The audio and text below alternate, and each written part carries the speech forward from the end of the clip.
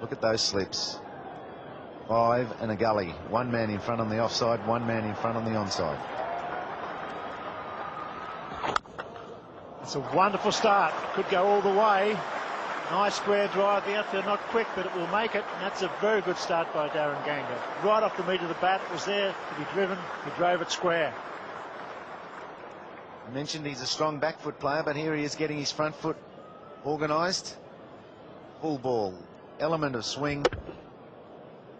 Timing perfect. That's all he needed. There's only one man, and there he is chasing after the ball in front of the wicket on the offside. So there's gaps aplenty. Slow start, none for 4.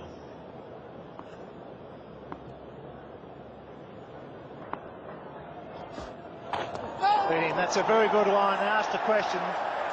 Not a confident appeal. Second slip doesn't go up. 1 or 2 don't. Some run forward.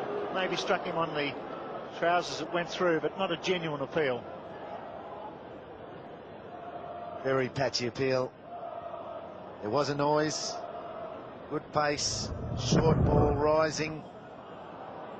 Many things that could have happened. Bat on pad, bat on thigh pad.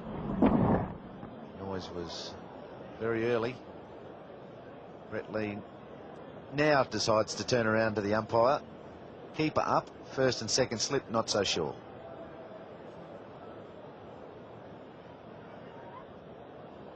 Always very good level of spirit in the contests at the Gabba. 3 matches each, 3 apiece. Chance to get ahead right here. No terrors for the batsman, but not playing shots. Play a shot or 2, we might see an edge. Just a little bit of outswing for Brett Lee.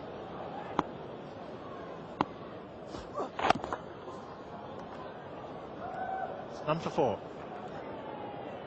Bowling's been tidy. The batsmen have been on the defensive, trying to survive the new ball. It's the one boundary from Darren Ganga, square off Brett Lee. Well bowled and very well played.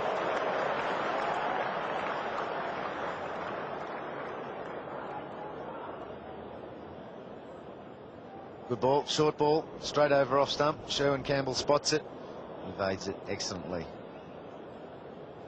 That one can be infrequently used also, just as a surprise tactic. Get back on your length, get back on your line. Keep that batsman's mind ticking over.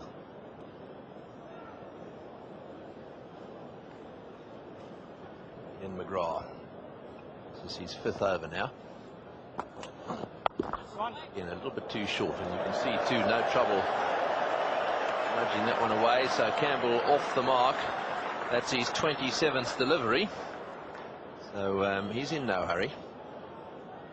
Basically, they'll be out there to try and weather the storm, which comes in the form of McGrath and Lee early on. No wicket for 5. John Buchanan, the Australian coach.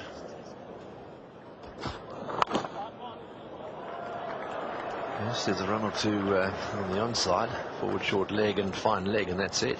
So plenty of scoring opportunities, any deliveries that are straight.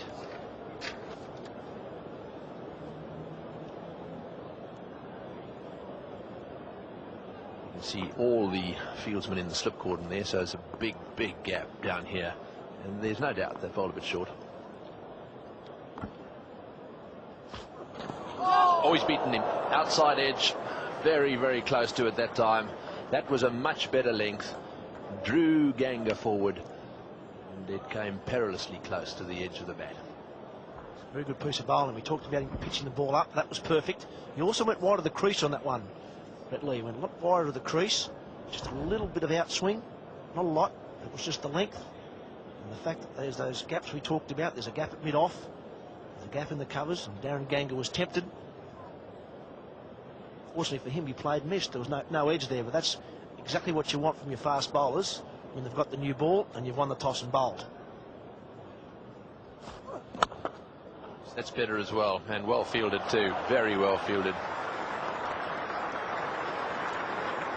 Might have stretched his back. He hasn't. He's trying to stretch it now. It's later there, end of the over. So no wicket for 7, and we're about to see the first bowling change. Stuart McGill being given the ball here. He's taking over from Glenn McGrath. We mentioned that McGrath bowled 5 overs, only conceded 1 run, but he's been just a little bit short. So Steve Waugh here bringing on his leg spinner. But, he might just get a bit of turn. It's obviously one of those moves, especially to opening batsmen. They're not used to seeing leg spin early on. So he'll be on one end, and it mightn't be long before we see a change down the other end as well. I think the other thing too, it gives McGrath a rest early on. He's already bowled 5 overs, none for 1, 4 maidens in that, but gives him a rest, a chance to keep him nice and fresh, particularly when Brian Lara comes in. I know that Glenn McGrath's looking forward to that battle. That's into the gap, and it's going away beautifully across this lovely outfield for 4. Short delivery, it got what it deserved. Certainly did. It was short. Bit of width there for Sherwin Campbell. That's the one he's looking forward to. And there's Brian Lara. His pads on next to come in. Righto, well, there he is. Andy Bickle, playing in his first Gabba Test match. Deserves his place.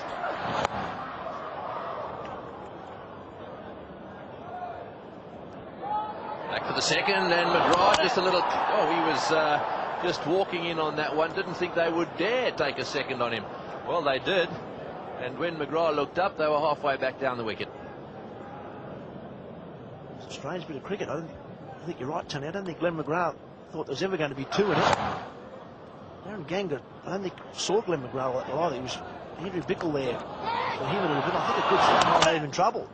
I'm sure a direct hit would have. So it was certainly a risky single in the first hour. Ganger and Campbell still out there. They're the openers for the West Indies. This is Bickle, second over. That one's gone through. They'll get 1 and come back for the second too. They're not wasting any time looking for the second run here. It's almost as if it's a touchdown, make 4 meters before deciding. Just watch out for a run out here. Well, that's well bowled. No forward short leg though.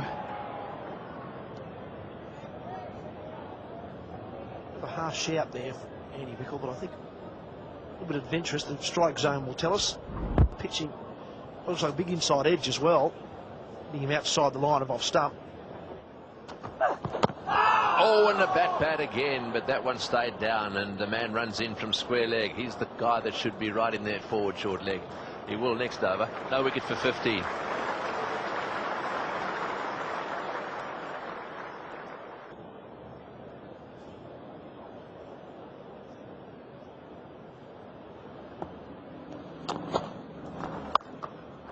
It's nicely played. He's found the gap, and that'll go all the way again. Repeat of the first over. And we're just waiting for that short one from McGill. He's on it in a flash. His timing and placement was superb. Just a fraction short. He rocked back and he beat that man. Forward point. Very nice outfield. It raced across it. Another boundary for Campbell. A little bit more confidence.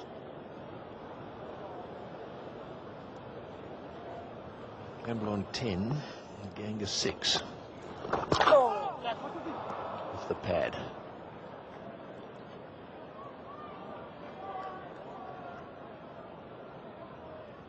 I'm fairly sure this is what Steve Waugh would have wanted when he brought McGill on. See the batsmen play a few more shots. If there's anything that can happen is that they can play a lot of shots and make a lot of runs. And that's what Sherwin Campbell was trying to do. That no one's off the pad. So far the West Indies have played well. Sent him to bat. So far so good for the West Indies. Oh yes, got him. That's it. Court slip. Court slip. Beautifully bowled. Stuart McGill has tossed that one up a little more. He's put a little more work on it. It spun beautifully, and it was nicely taken as well. It went quite sharply, actually. Seemed like a bit of bounce there. Top marks to Stuart McGill and to Steve Waugh. Said that Steve Waugh thought there might be a bit of turn in this wicket early on. That one certainly turned a bit. Campbell wasn't quite far enough forward. Pushed a good thick edge. Mark Waugh doesn't drop too many. It's a good start. Just when the West Indies looking good, they lose Campbell. Caught it slipped by Mark Waugh for 10. West Indies now 1 for 21.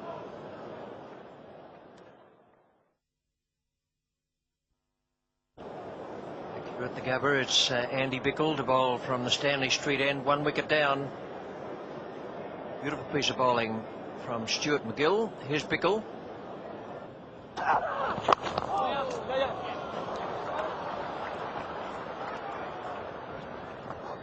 Right off the middle, Darren Ganga has been under pressure out there, but he's come through it all right. And running well between the wickets. 23 on the board. Looking quite solid for the time being, Darren Ganga. The shot he used to get off the mark was a very good shot as well, for the offside.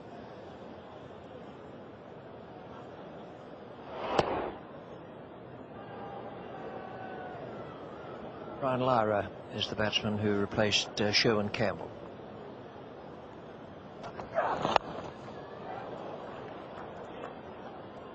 One for 24. For Stuart McGill, 4 overs, 1 for 9 has been taken off, and Glenn McGrath comes on. 5 overs, 4 maidens, no wicket for 1. Well, everyone thought this would be on the cards, really. As soon as Lara came into the crease, then McGrath would have the ball back in his hands. We're attacking field, 3 slips and 2 gullies.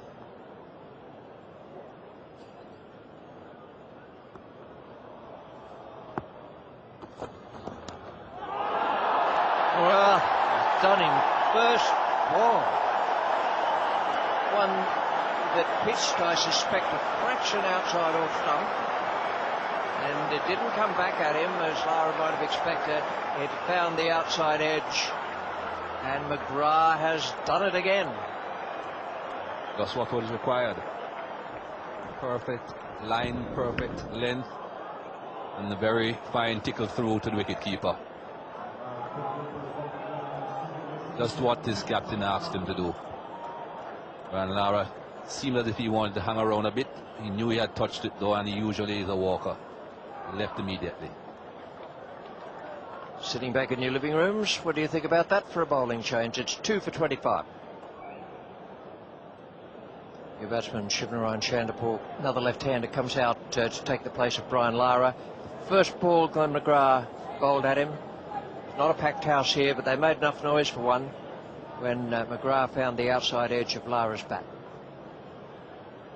Aaron Gilchrist bowled McGrath.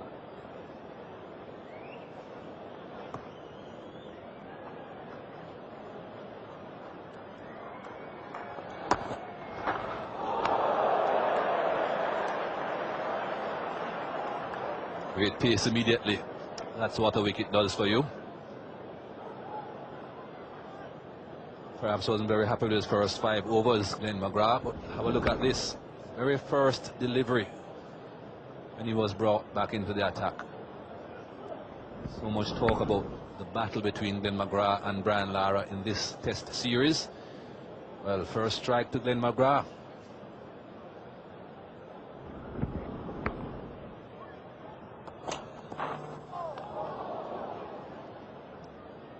Different player, different plan.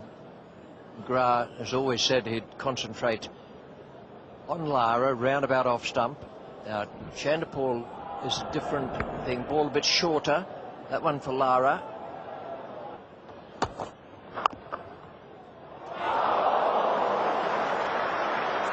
That raw was for the bump ball, but very, very well fielded.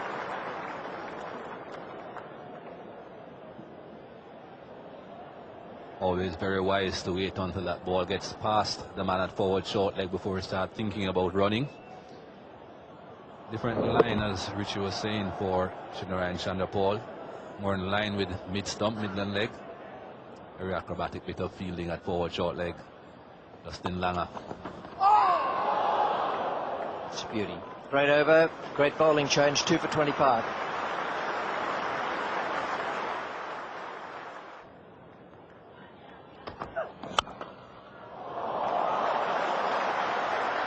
Well fielded by Andy Bickle. Needed to get down quite sharply on the bickle. No man at mid-off. Slightly overpitched. Went too far up. Well done, that would have been 4 runs.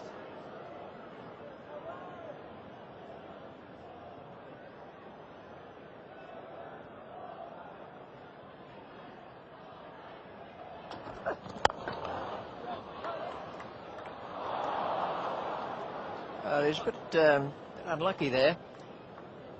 Ridley was over the top of that. It wasn't as though the ball was a bit too quick for him.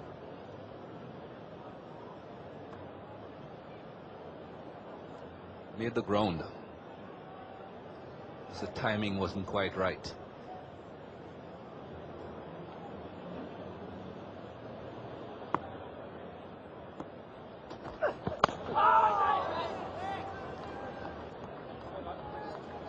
Two for 27.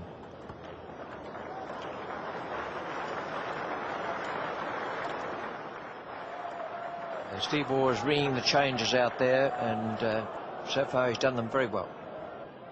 Young and fit Brett Lee, so those 5 overs wouldn't have taken too much out of him in that first hour. Attempted Yorker. This will give us a good idea of how quick the outfield is. That was hit reasonably well.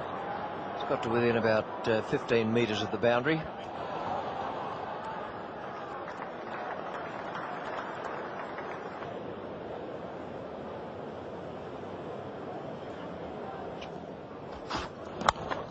Well driven, just wide of cover.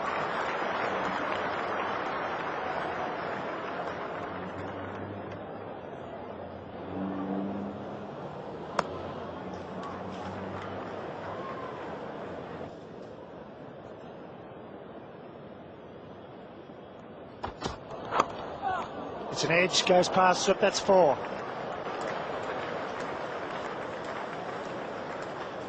Righto, so Darren Gunga on 13. Fifth test match, only 21 years of age.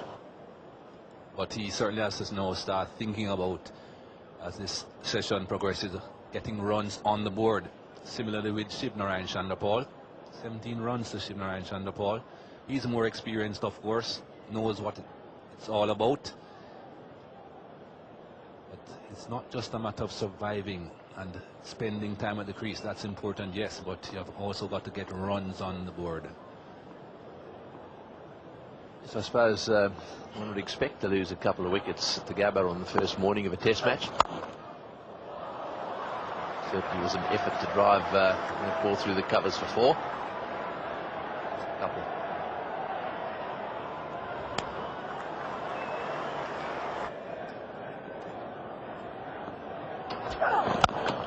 That's well played. That's a very good shot.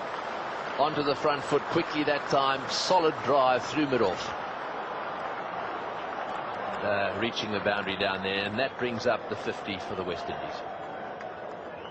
Very good shot again from Darren Gunga. Ball seemingly starting to come onto the bat quite nicely now. It was a bit slow this morning, but perhaps drying out a bit. Right off the middle of the bat. Well played. Pretty slow outfield. Ball just about trickling over the boundary. McGrath continuing now.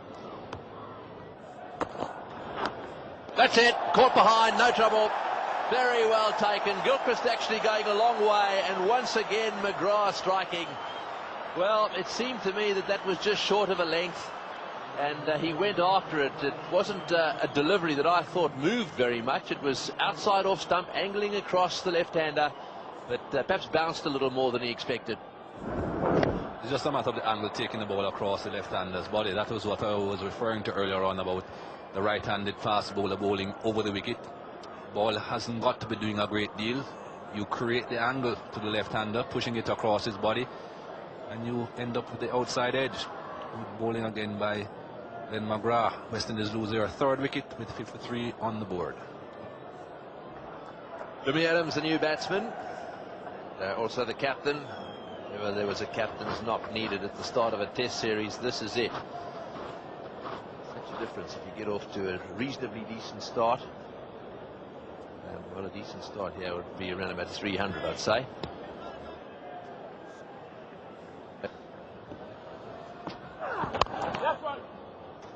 a run.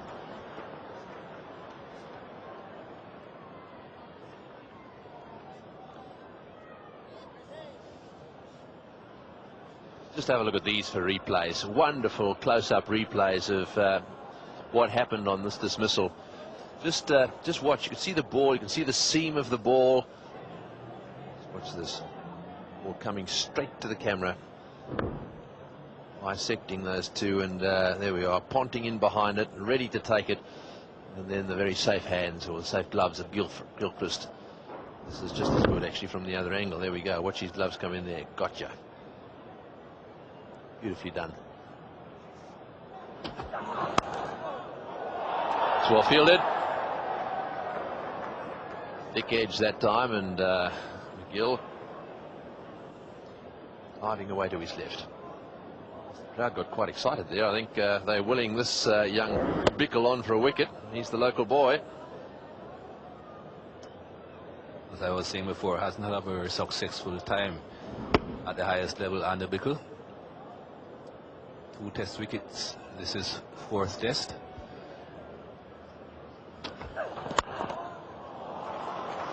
That's well played. Into the gap. This won't get to the boundary. They get 3.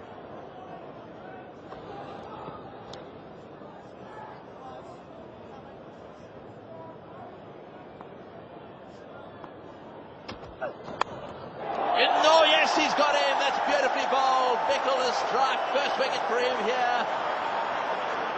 Well, and have a look at them. They're loving every second of it. That is a good delivery. It was perfectly placed.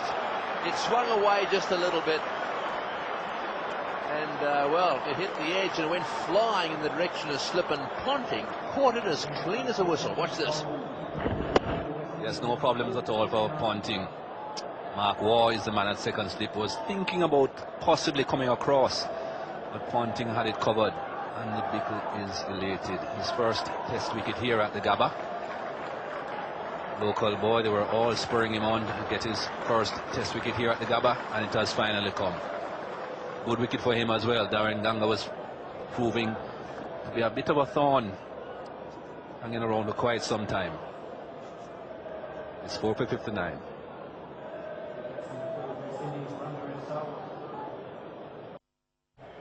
Ramnaresh Sawan, known to his mates as Ronnie, just 20 years of age.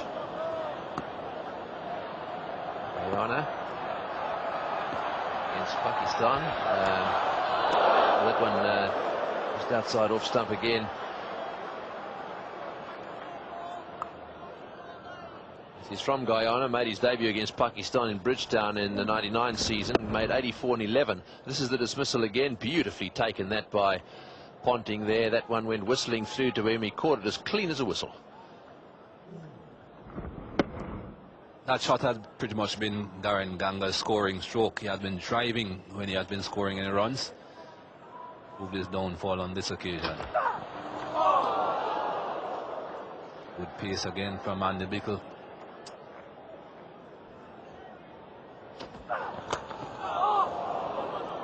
Well, there's a lot of shouting going on out there. Doug Cowie will let us know very quickly that it needs to be quick. That is a 3rd umpire replay. How can you believe what he's done? Sawan got a pair down in Victoria. He's come back for what was always going to be a very, very risky second run. Very good afternoon to Ian Healy. Good afternoon, Richie. Well, it's a real shame that this man is given run out. We won't see him play today because he can play. Adam Gilchrist takes the bails off. He's several feet short of his ground, almost a metre, and the Australians know it. The 3rd umpire knows it now, and that is a shame. Ramnaresh Sawan gone, run out, taking a risk for naught.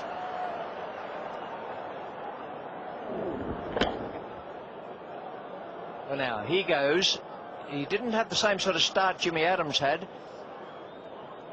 So, and was he blocked out a bit quite accidentally by the bowler Bickle? Had to look around him, and that always looked to be very dangerous. A duck for Sawan. Lara a duck, Sawan a duck. West Indies deep in trouble here. It's good cricket from the Australian side. Ridley Jacobs is in at 5 for 60. He's a dasher. Too much dashing around out there. West Indies deep in trouble. Bad enough when Lara was out for a duck. Then Chanderpaul. And now Ramnaresh Sarwan. Run out, going for a second. Always going to be a risky second. Throw was never going to be far away from Ricky Ponting. Australians know he's gone. Just turned behind Bickle. Ridley Jacobs is off the mark. He is a stroke player. He generally tries to play his strokes irrespective of the position of the game. Glenn McGrath.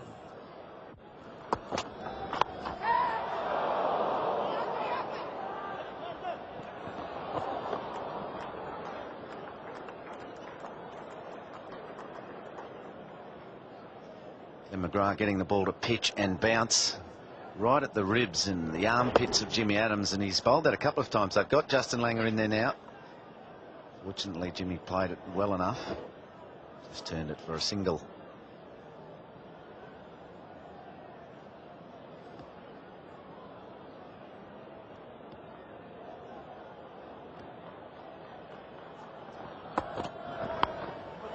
Gone. McGrath again. There's a little bit more pace in the pitch after lunch, which is reasonable to assume that some of the moisture's gone from it. And the movement off the seam is quicker. That was beautifully bowled. McGrath has pitched it in the right spot. And Jacobs has got the outside edge. No need to bowl around the wicket to these left-handers today because McGrath has got it spot on. He equals Craig McDermott's tally of 291 wickets for Australia. And the Australians probably know that. And that's a big wicket. Ridley Jacobs, one of the form players, gone for 2. Caught Mark Waugh, bowled McGrath. It's 6 for 63. Sir McLean, one of the 4 fast bowlers in the side.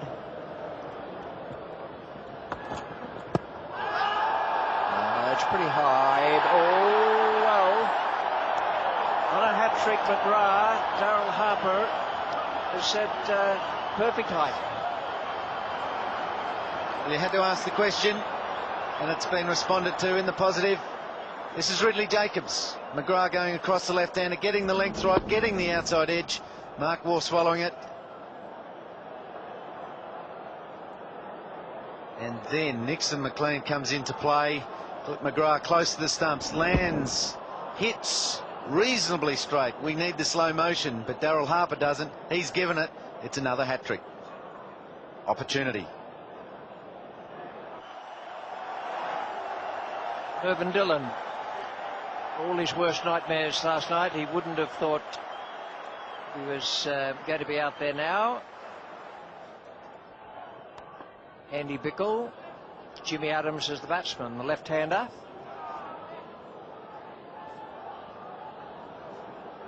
Irvin Dillon comes into play with his captain. 7 test ducks in 12 test innings. Crowd going off there, cheering McGrath for this hat-trick opportunity next over. Jimmy Adams, the skipper, against Bickle. Movement away from the left-hander. 7 for 63. Jimmy Adams was on strike there. Mervyn Dillon is going to face the hat-trick ball.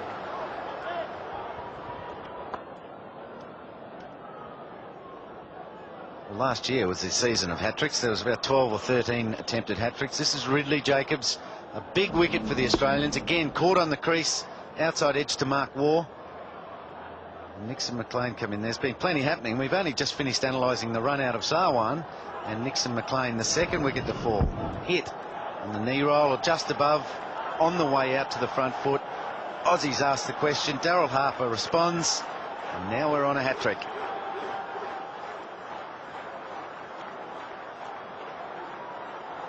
Good news for Mervyn Dillon is Glenn McGrath got him for a duck last time they played together. 3 slips, 3 gullies, short leg gully.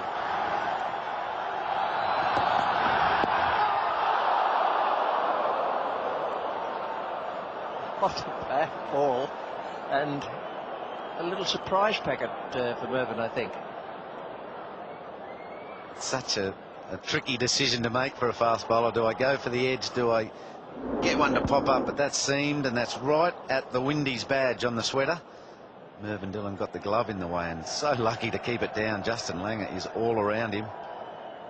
Now they've taken the man from behind square in a catching position and put him back on the covers.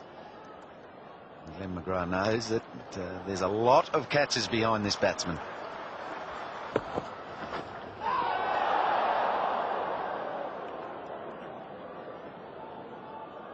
West Indies were 2 for 53. They've lost 5 for 10 in 38 balls.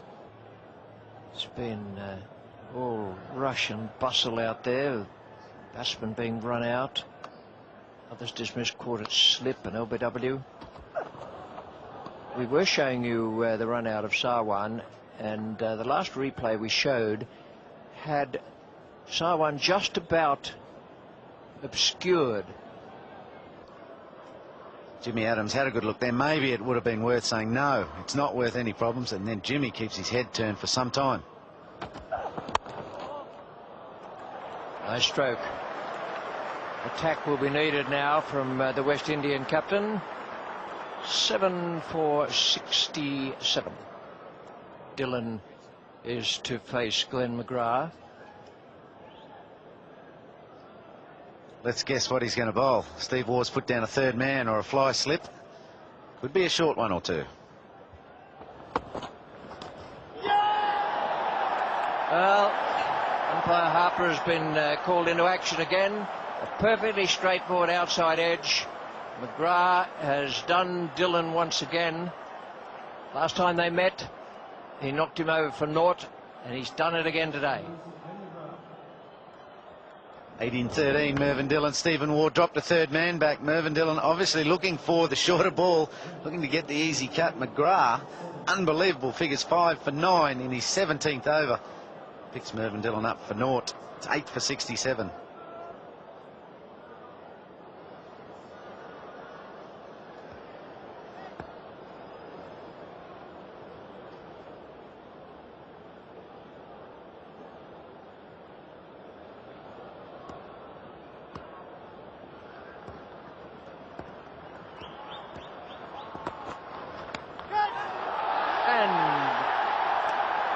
Again, second time he's on a hat-trick. Sensational bowling figures.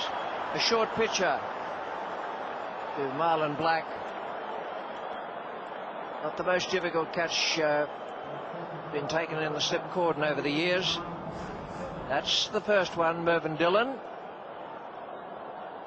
But a thickish outside edge, and now Marlon Black. Just got up on him a little bit. Hit that fast bowler's right thumb also. 6 for 9. Marlon Black walking back, bringing out Courtney Walsh. Well, let's hope he gets more support. It's 9 for 67. Courtney Walsh, I don't think he would like to be walking out on the Gabba with the bat in his hand this early in the match. Marlon Black goes for naught. Court McGill in the slips. Walsh and Jimmy Adams, 2 experienced players in the side. Courtney Walsh, it's not his job to make runs. He's taken almost 500 wickets. Miles on a hat-trick again. 1,000 slips in there. Short man, one just behind the square on the leg side and one cover. Glenn McGrath, the short ball, short of a length, rising on the tail enders, has been working so far.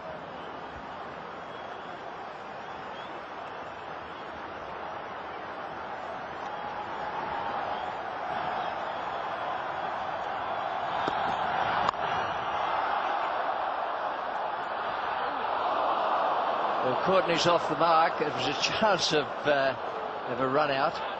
They're going to look for 3 so Jimmy Adams can get the strike. They'll do it safely.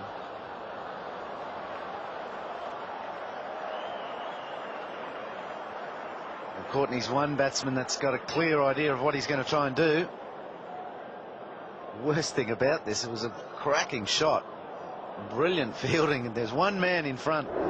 Clears the stumps. Lets McGrath see them all, and Brett Lee, a magnificent diving stop. Cut off a 4, but then gave 3. Wonderful session by the Australians. 7 for 25 since lunch. Unbelievable figures on a good pitch. In comes Bickle.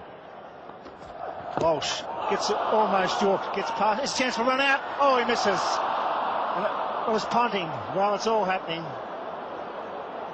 Walsh looking to charge off. Ponting picked it up, couldn't hit the timber. And good afternoon, Mark Taylor. Good afternoon, Bill. Well, the West Indies at the moment are in disarray, really. Lost 7 wickets for 25 since lunch, and Courtney Walsh was out by, what, 2 or 3 metres there, the direct hit. It's probably the only thing the Australians have missed since lunch. Gavin Gilchrist sums up. Courtney Walsh, I'm sure he was going there. Tough position, the West Indian captain. All he can really do now is be aggressive. Try and get a quick 5, 20 or 30. Trying to get that total up around the 100 mark or something like that. Trying to give the bowlers as many runs as he can. Obviously at 9 for 73, he knows he's in real trouble. But the only way up from here is attack, I feel. Gets through him. Good line from Brett Lee. Jumping, and I think he played outside the line, Jimmy Adams, on occasion.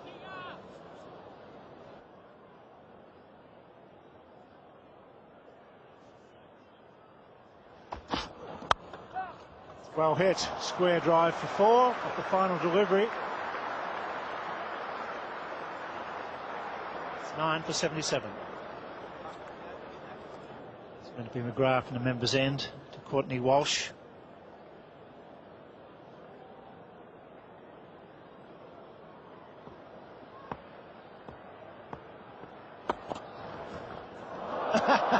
The crowd loving it. Courtney Walsh at least trying something, trying to put bat on ball, trying to thrash it over cover. Not sure why Jimmy Adams is talking to him, because at least he's trying to be positive. I think Courtney Walsh has played enough cricket to realise that if he just stands there and tries to defend, he's going to eventually get out to McGrath. So he's trying something different. Faked running down the wicket there to McGrath, stood his ground, got a bit of width, had a swing. If he gets a bit of bat on that, it probably sails over to third man for 4. So can't really see a lot wrong with it. So he puts it past short leg. Nobody's chasing. Langham wakes up. He's got a chase. They should get 3. Unusual for an Australian player to sit, not chase.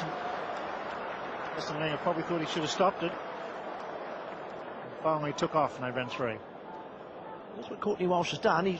The ball before was a bit strange, or a strange looking shot. This time he stands his ground, gets the ball on the stumps and works the leg side. He was thinking about 1 when he hit it, but realised that Justin Langham was slow in taking off and got 3.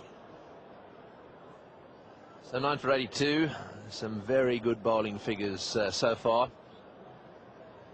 The Australians, obviously the 6 for 17 by McGrath, stands head and shoulders above the rest, but that's in the air, and that's the end of that. That went up miles, straight up in the air, and well, I think Justin Langham will probably put that down as one of the easiest catches he's ever taken. Brett Lee came screaming in. The bouncer was bowled, it hit the splice, went straight up in the air, a lollipop catch.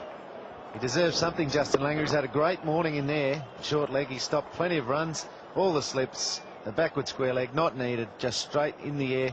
Courtney Walsh, 9 runs from 13 deliveries. He had a go, and Brett Lee's pace finally got him. Yes, well, there it is, the catch taken, and that characteristic jump in the air from Brett Lee. He gets further off the ground than most people I've ever seen. And the end of the West Indian innings. The captain, Jimmy Adams, undefeated on 16, and Glenn McGrath acknowledging the applause of this crowd. His best figures ever against the West Indies, 20 overs, 12 maidens, 6 for 17. And that is the West Indian batting card. Nothing much to write home about.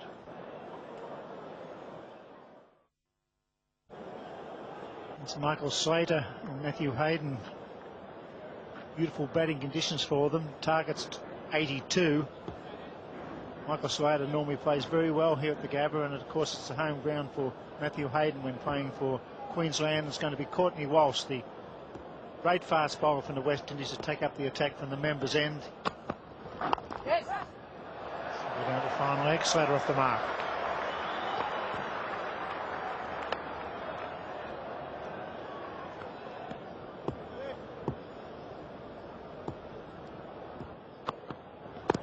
Well, ball, that's close. That's very close. Umpire Daryl Harper had a good look. Was it going on? Did it straighten up? Courtney Walsh thought it was very close indeed. What he has to do is try to get the ball to pitch in line and straighten. Walsh continues, this time to Michael Slater. Slater on 2, Hayden yet to score.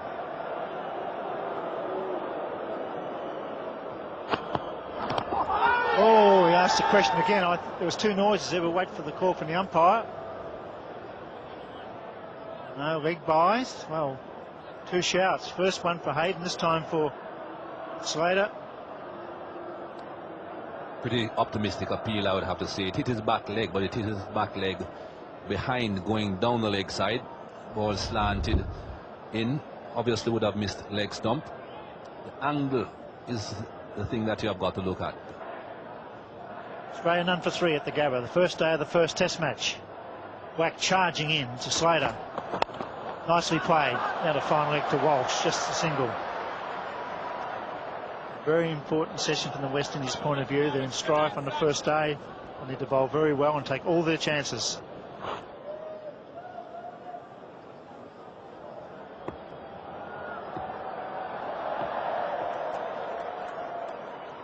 A very good morning and afternoon, Steve Waugh. That's 4, and Walsh doesn't often stray around about leg stump, but that was a loose one. This one was well put away too by Michael Slater. Doesn't bowl too many bad balls, Courtney Walsh, particularly full ones. And this one's full, leg stump. There's no one out there. Michael Slater put it away nicely. Confidence boosting shot that for Michael Slater. Good position, head was still. Punched it nicely. It's the advantage of opening the batting. A lot of fieldsmen in catching positions and get something out of the middle of the bat. Quite often get 4. Here they all are. Bat pad, 3 steps of gully.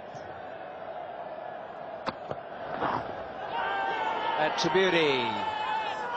Umpire Harper hasn't moved a muscle. More importantly, he hasn't moved his index finger, his right hand. It certainly sounded like there was a noise of some sort. Was it bat hitting pad? Was it Michael Slater just shuffling his feet? Certainly was a good noise there. It was either fine outside edge or the ball just flicking the back pad. It certainly was a good noise there. Marlon Black to continue in the Stanley Street end. There's a good shot. It's the sort of thing that'll bring the home crowd to their feet. Local hero Matthew Hayden. That's almost the shot of the day for mine. Certainly wide and there to hit. Beautiful cover drive though. Foot across, head still. Beautifully timed. Probably one of the longer boundaries here at the Gabba, out that way. That's just beautifully timed.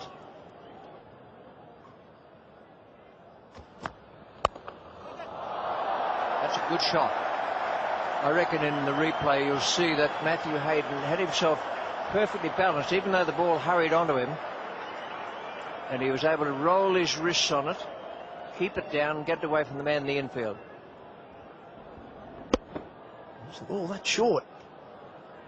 Matthew Hayden was onto it very quickly, probably brought about by the cover drive played last delivery. That one's just a bit shorter. It was almost a forearm jab. It's 3 scoring shots down to Matthew Hayden, 3 boundaries.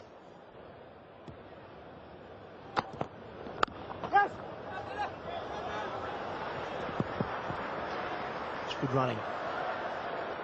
Well played from Matthew Hayden. It's probably the area of his game he's had to work the hardest on, Matthew Hayden. He's always been a boundary hitter. He's liked to hit the ball hard, but his time's got bogged down.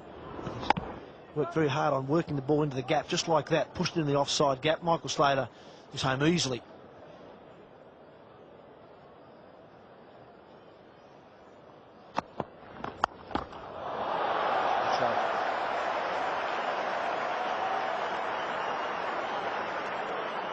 Nothing flamboyant about that in the sense of footwork. Slater just got himself into just the right position.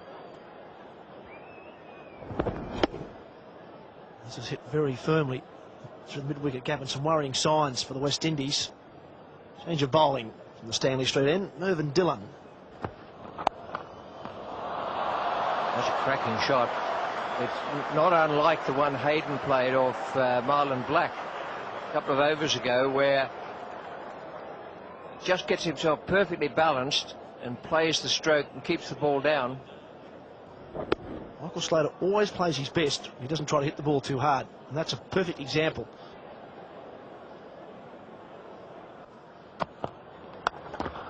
Well, that's pulled away beautifully, right off the meat of the bat and into the fence for 4. What a shot. Mark Taylor said before there was a pull shot which wasn't that short. This one the same. Michael Slater really has muscled this from just short of a length.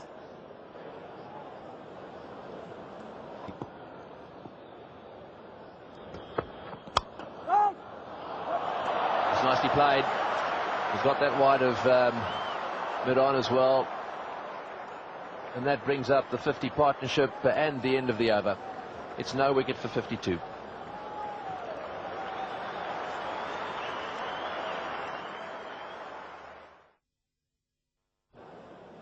Nixon McLean toured with the West Indies last tour in Australia.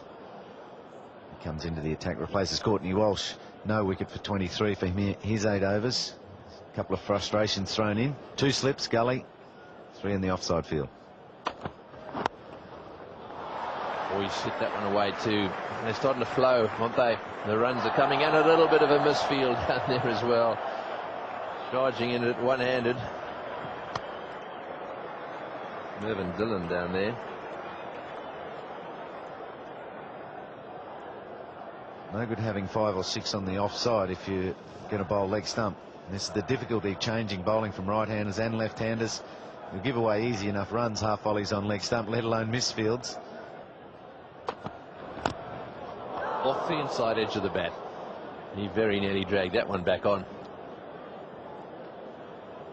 You saw the effect on Glenn McGrath's bowling, 1 wicket when he took Brian Lara's wicket. He never looked back. The same can be said for any of these bowlers, and that line seems to be the line worrying Slater today.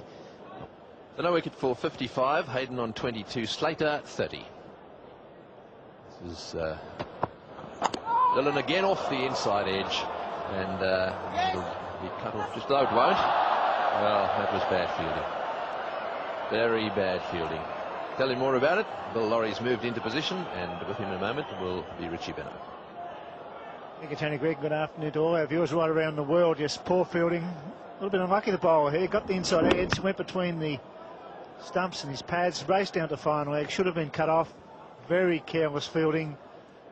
Sees the extra runs, and the wheel's just starting to get a little bit wobbly here for the West Indies. This time he's punched beautifully through mid-off. That's a good shot by Matthew Hayden, standing tall. The local crowd getting quite vocal. Back does the fielding. They get 3.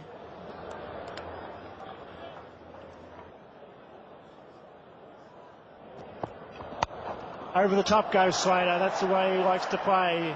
Away she goes. Thrashed it over cover. That was a beautiful stroke from Michael Slater. Merv Dillon won't be happy about it. He just gave him a little bit of width. That's all Slater needs. He plays that quite deliberately. Deliberately hit in the air over cover.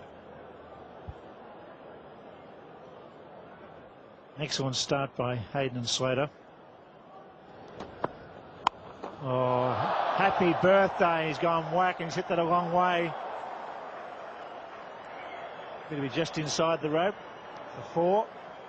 Can't bowl Matthew Hayden at this pace. A good pitch. Short. He's just pulled it away with all the time in the world. Going to continue from the members' end. The pressure's on Jimmy Adams. He needs to try something. They haven't got a genuine spinner in the lineup. Gone for it. It's in the air. It's safe. On over they go. On the bottle too. Held onto the ball. I think he's actually twisted the ankle on a bottle out there. That is bad luck. That just shows you why you shouldn't throw rubbish on the field. He could be in a bit of trouble. Pulled away by Slater. Coming in hard. And there he goes, right on the bottle. Looks like he might be coming off the field. And that's very sad when you're on the first day of a test match, when your side's in trouble, that you get an injury due to a bottle on the field, a plastic bottle. There's a cracking shot. Matthew Hayden. Beautiful straight drive, just on the offside. Slightly over pitched, put away.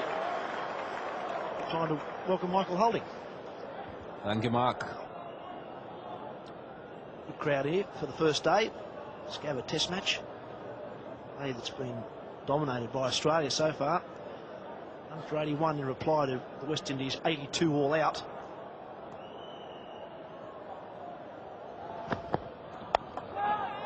That was in the air. It's safe. Australia in front. For 83. That was a bit risky. Another shot that Darren Gander got out to a bit earlier on in the day. But was the wily man just trying to get him to stretch a bit too far outside the off stump.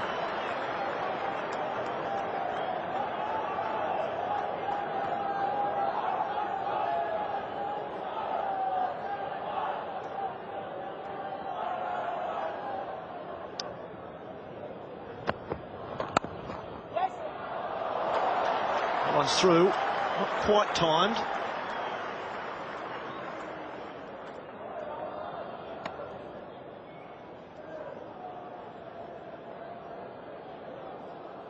Just the sort of job that Steve would have been hoping for from these two. Michael Slater now 43.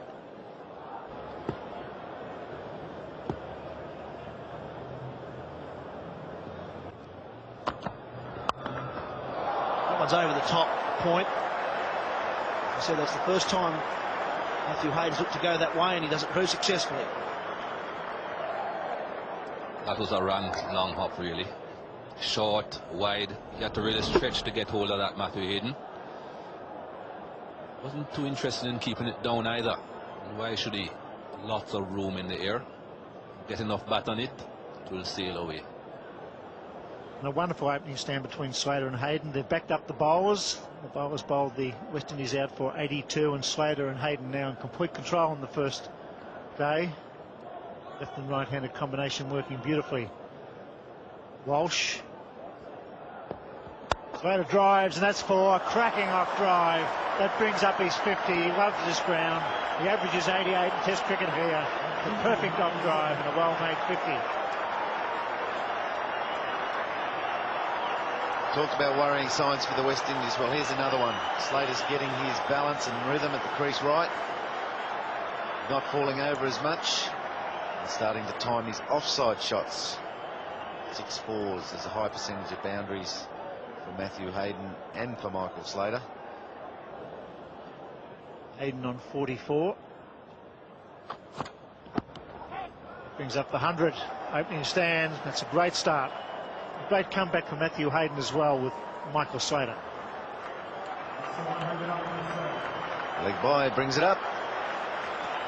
Hayden 44, Slater 51. A good first day crowd appreciates that, and I'm sure there'll be plenty here tomorrow if Hayden stays not out. It's always fantastic value to watch Slater to go with the local boy Hayden. Alan Black. A little straight onto the left-handers' pads, and this is what they can enjoy if this partnership stays together for long periods. They can enjoy the bowlers struggling to readjust their lines.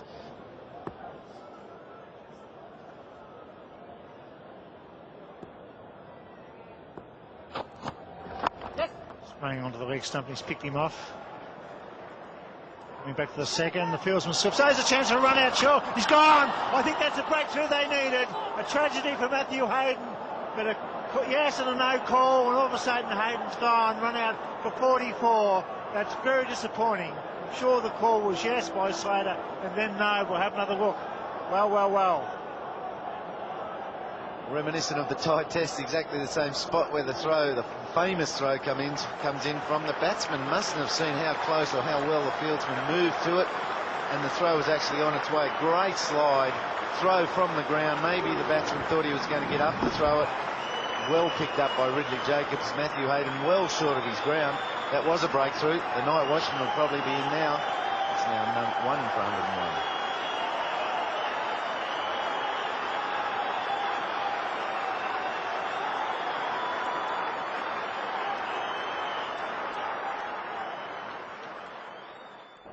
Andrew Bickle, night watchman, comes in at 1 for 101. Matthew Hayden run out. Sat into what was a very good innings. I think there was some confusion. I thought I heard a yes-no call.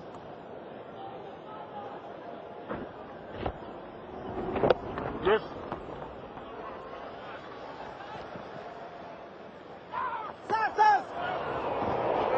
It was more than a yes-no. Slater was off, wasn't he? And then he stopped, and Hayden responded to the first movement. He was left stranded. Bickle on strike to Black. Bickle gets it through the slip cordon. Good runner between the wickets. They look for 3. They'll get it.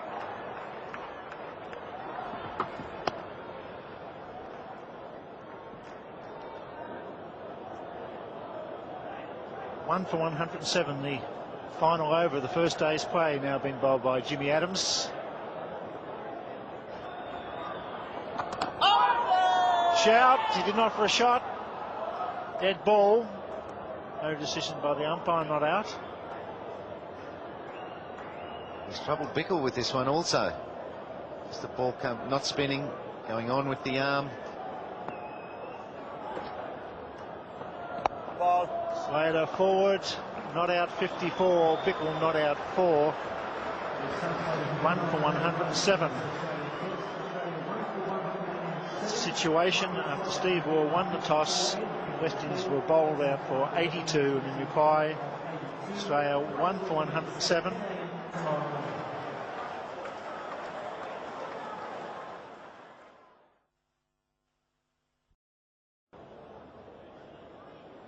Could be a long day for the West Indies today. They need to take some wickets. An early wicket or 2 would certainly help them to go through the day. Whitney Walsh, of course, being given the ball straight up. Jimmy Adams playing his ace immediately. Sandy Bickle, the batsman on strike, the night watchman, his partner Michael Slater in very good touch on 54. Bickle on 4. They'll be very keen to remove the night watchman early on to get the top order batsmen while the bowlers are fresh. More cloud cover today. Still around about 24 degrees here in Brisbane.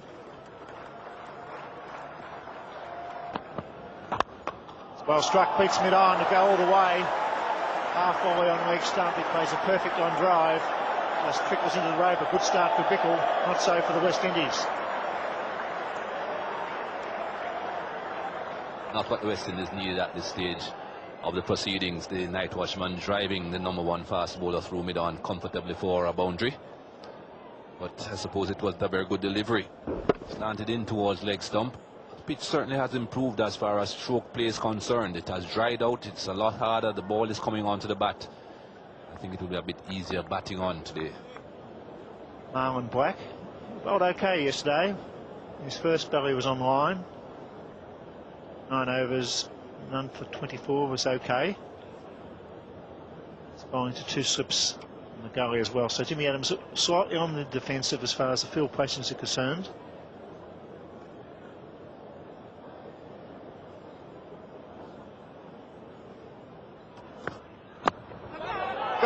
Is he, or is it a bump ball? We'll wait and see.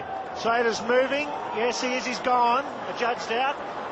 Well, I didn't see the umpire's finger go up there. Just shook his head. So Slater goes, and Black gets the breakthrough they badly needed. That's Marlon Black's first test wicket, and not a bad wicket to get as well. Onto the ground, then bat and straight to second slip. I think Michael Slater was more disappointed than thinking that perhaps it had bounced. Very disappointed that the first delivery has played at it in that fashion. But a good catch by Sherwin Campbell. Doug Cowie just nodded his head, said that was out. And of course, Michael Slater just turned his back and went. Second wicket goes down for Australia, score 2 for 111.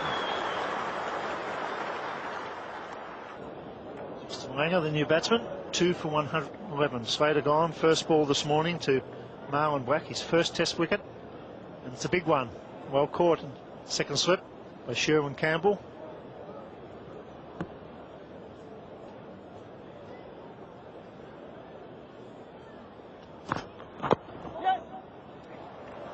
Always there, maybe bat and pad. We'll wait for the call.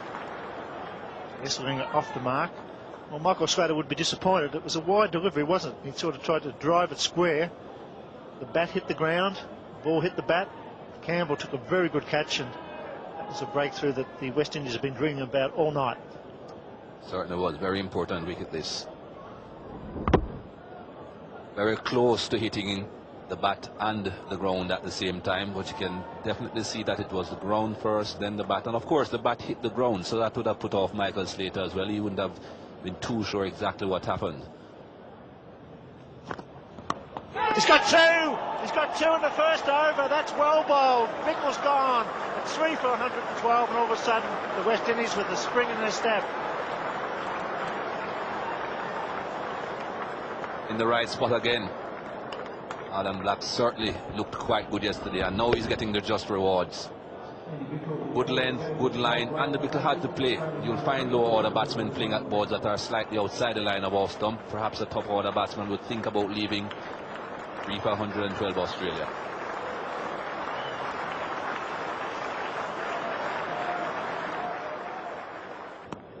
Mark Waugh back with 2 wickets in the 1 over.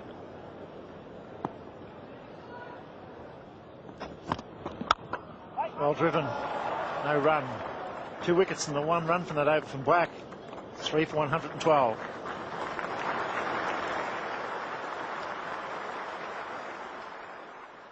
Rodney Walsh from the members' end. Just the 2 slips and a go in, no bat pad for Justin Langer.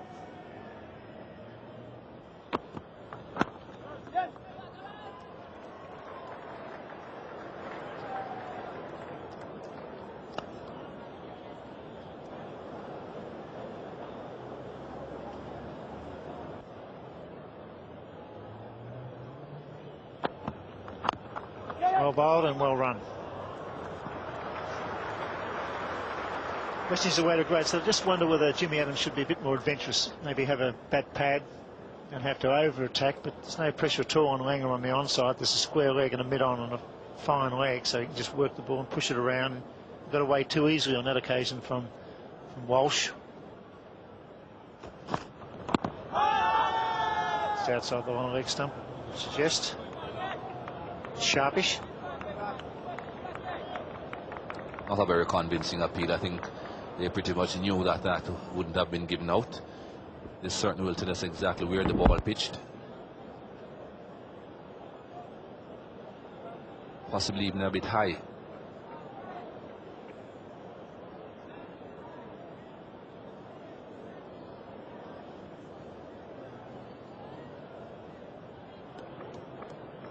Justin Langer and Mark Waugh now having some work to do. Building nicely, getting set. The West Indies bowling really well to both of them. Keeping the ball away from them. Not allowing them to play consistently bat-on-ball shots. That's exactly what they've got to do. It's been great to see Marlon Black come in and support the experience of Walsh. And this is what they have to get out of all their younger players.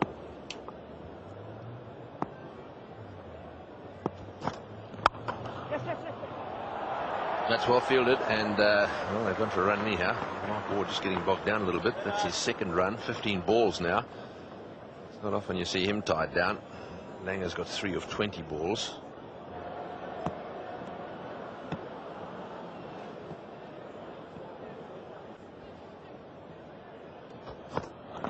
Oh, he's got him. It's caught behind, inside edge, no doubt about that. Caught behind. Langer paused at the centre there in hope more than anything else. That was a big inside edge and a good catch as well. Very nicely taken by Jacobs. It's very easy. You're going left and then all of a sudden inside edge, you've got to come back. That's well bowled.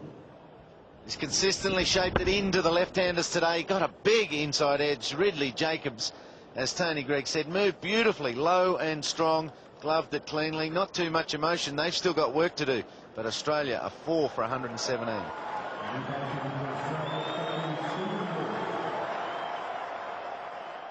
The Australian captain is the new batsman.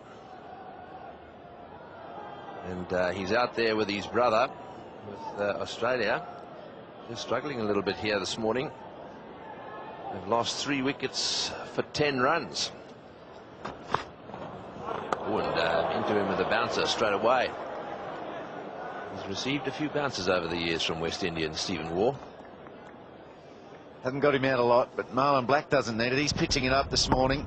Big inside edge from Justin Langer. The perfect inside edge, and then Ridley Jacobs on the ball as well, but good length. Front foot not quite out there, and if it got out there, probably needed to be a defensive shot. Straight through the gate, just missed the off stump. Jacobs recovered on the inside. And run rate under 2.5, 2.35 so far. No one really bothered about that at the moment. It's a question of survival. It's a question of putting a really good partnership together. And who better to do that than the Waugh brothers?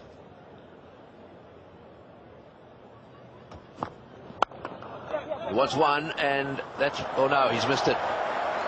Very committed dive, but it was just a little bit too late. Steve Waugh collects 3 more.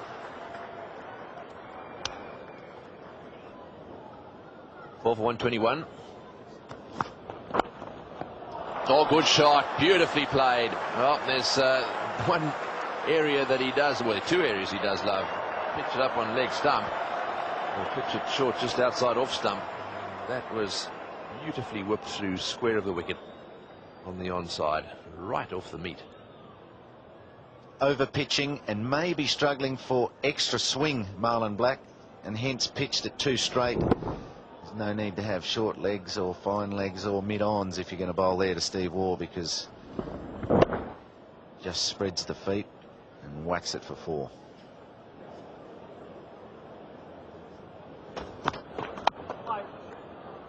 Oh, it's a miss. Well, there have already been a fair few misses in this innings. There have been a few on the boundary. That time, Chanda Paul, the villain of the piece. On the old Gabba, just before this was relayed for the Olympic soccer, there was a gully down here. It was Dead Man's Gully, we called, and the short cover fieldsmen were forever getting bad bounces out of a little ridge. Full toss, looking to pitch up in York. Whether that got a bad kick, that angle doesn't show us, but a little bit more desperation required. And Courtney Walsh not exactly sprightly after that one. He's feeling the pinch, and he knows he's got a lot more to do just yet. Oh, he's had a flash at that one, and it's beaten it, I think, through past the under edge. He's probably still organising the feel of his play, his footwork, his balance, taking away from the actual concentration on the ball. It's a switch up, switch down thing rather than switch on and off. Being able to switch up now, and a real fierce concentration in the last couple of strides. Gone after that one. Oh, and Kirtley struggled there. Courtney, correction. You could see that very long arm of his go out, but it went out very tentatively. 5 runs off the over. 4 for 131.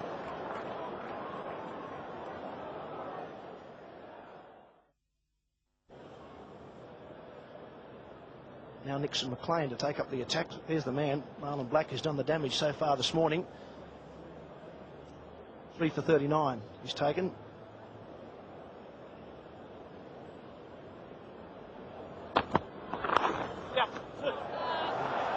Nice shot from Steve Waugh.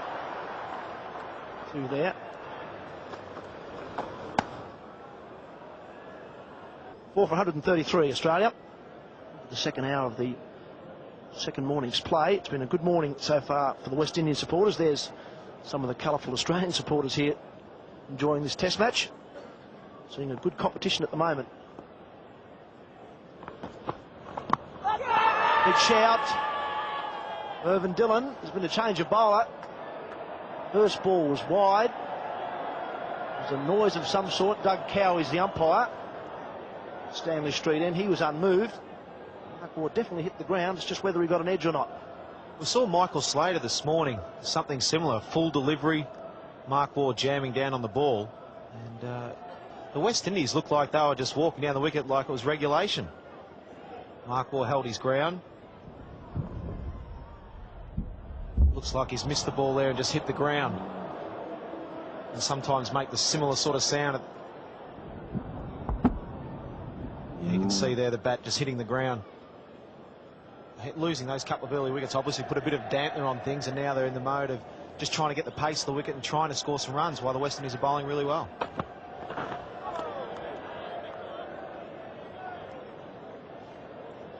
West Indies bowling well. Certainly put some pressure on the way. There's been a bit of movement away. We've seen 3 wickets already fall this morning. All the catches behind.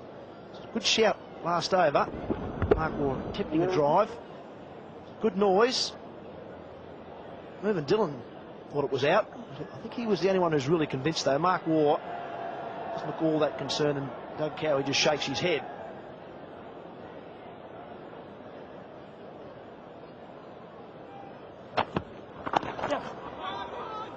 Single there for Steve Waugh. Interesting to have a look at that caught behind of Mark Waugh's on the snickometer. Already's come to the conclusion there was certainly one big noise there with Mark Waugh hitting the ground. Here's the bat coming through now. Past the bat, no noise, and then there's a big noise there. That's Mark Waugh's bat hitting the wicket there.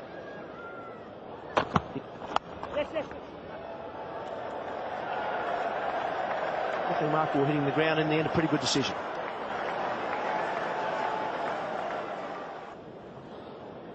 The friends of the Halls and the Bennos there, watching some good cricket. Some very tight test match cricket. 28 runs scored this morning for 3 wickets.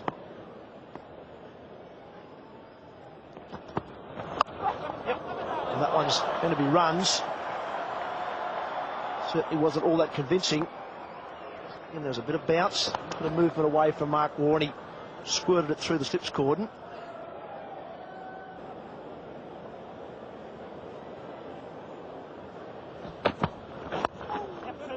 Shot from Mark Waugh. That's what he waits for.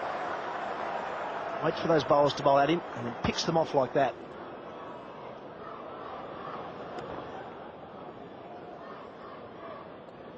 Yeah, Mark, that's bread and butter for him. Likes them off his hip on his pads.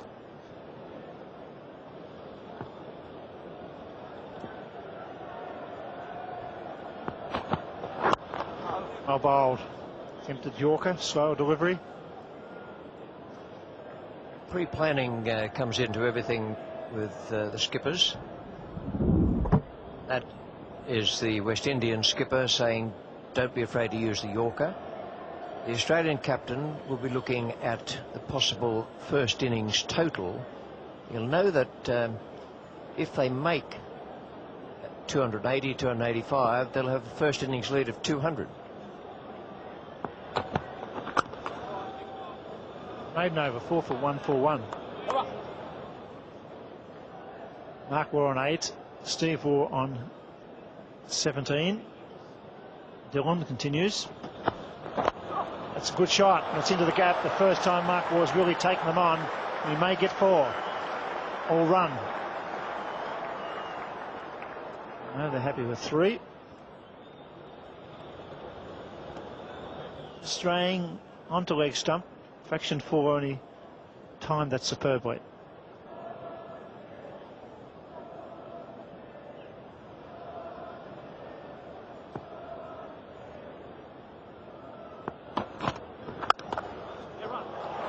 See the gap at cover point and pick up 2.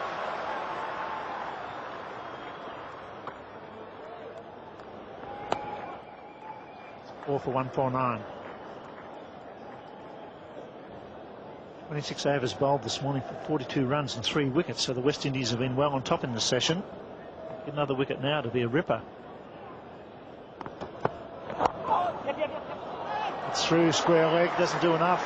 Fine leg will come around. It's 4 for 151.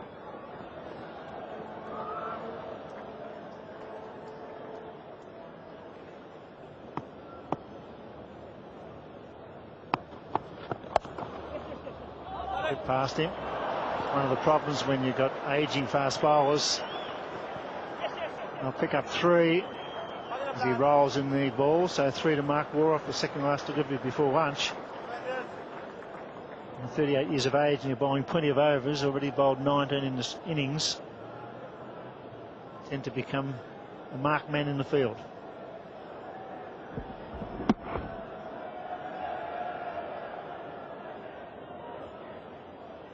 There's no long stretching dive in evidence there. Oh, for once, Steve says cop that. He thrashes it through cover.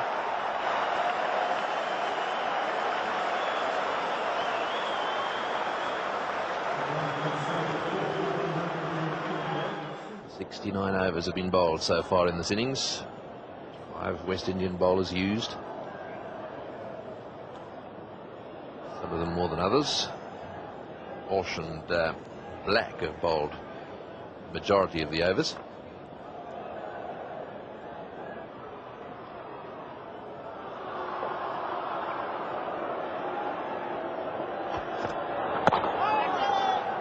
A bit of bat on that one.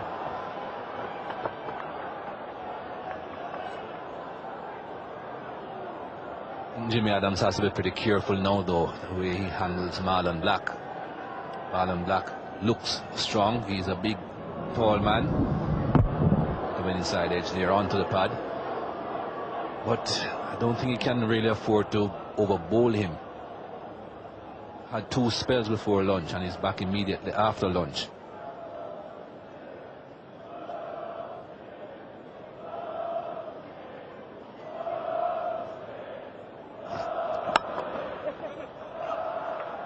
Over the top of it again. They've got a few runs at mid-on, and once or twice the fielders come across, had the ball covered, but they're not able to stop it. A bit of frustration there for the bowler. Bit of a London Bridge imitation there. And we'll find that this ball went right under the body of Mervyn Dillon.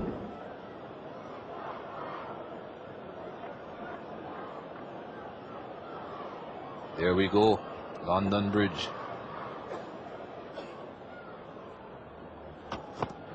Oh, that's got to be close. That's got to be close. Just outside the line, perhaps. It stayed down, though. Boy, there would have been a little wobble there as he looked up at the umpire. We'll have a look at it again in a second. It's 4 for 163. Well, that must have been pretty close. Oh, there's that cut shot. He plays so beautifully. Right over the top of it. Anything short outside off stump. Steve Waugh has cut that one like a rocket. Waited on that one, Steve Waugh. Hasn't been tempted too often outside the off stump, but that was a bit too short and just a fraction too wide. Had lots of time in which to play that shot.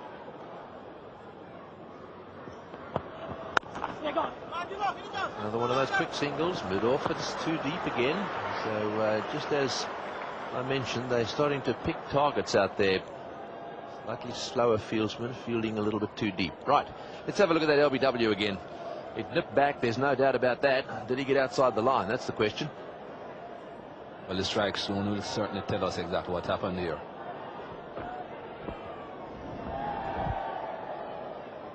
Well, that was close. He's inside the batting crease.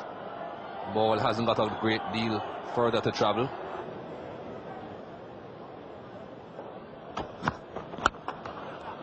Oh, and a bit of frustration, no doubt about that. And that's probably a fair bit to do with that LBW that was knocked back by Douglas Bruce Cowie from New Zealand. Marlon Black slipped here though when he was trying to throw. There you could see his feet just going away a bit from under him. That's why he couldn't grip properly to balance himself and throw the ball properly. Well, that's well played too, and once again mid-on, this time having to go to his right. Not quite getting there, and it looks as if the Wars will pick up 3.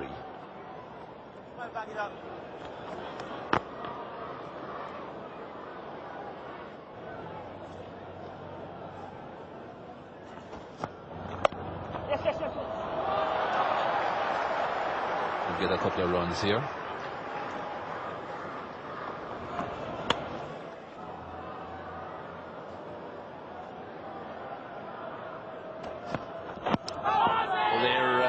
Appeal. Now then, that one nipped back as well. That may have just been slipping down the leg side. Obviously he's getting the ball just to move back a little bit. He's got Mark Waugh on the back foot. Have a look. This one definitely slipping down the leg side. You could see the movement in the air before it actually landed. It just started to come into the right hander before it actually pitched and continued on that line. 77 overs.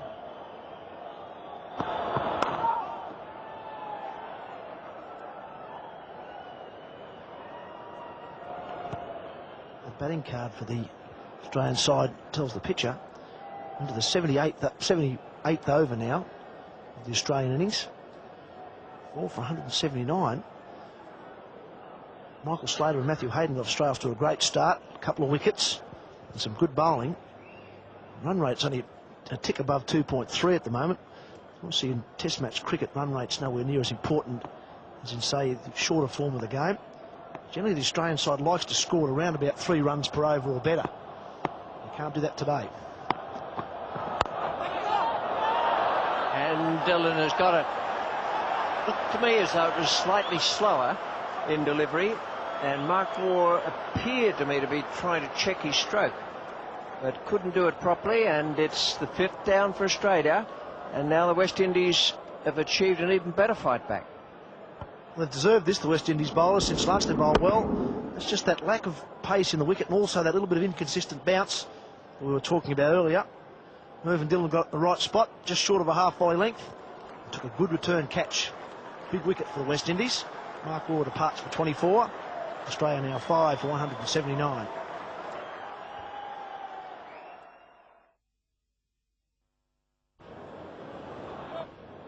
New batsman Ricky Ponting comes out with 5 down. Night watchman in yesterday, so he's pushed 1 down the order, as was the case with Adam Gilchrist. Here's Dillon.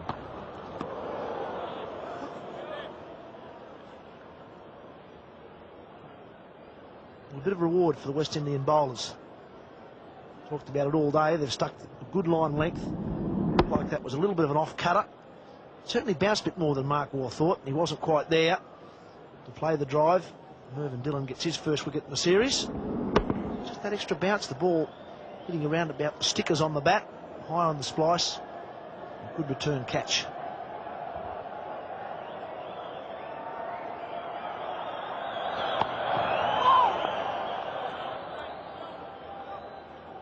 It was good bowling from Mervyn Dillon. Nixon McLean to bowl. He's bowling at the Vulture Street end. Steve Waugh has 38 so far. It's been a tough game for him as well.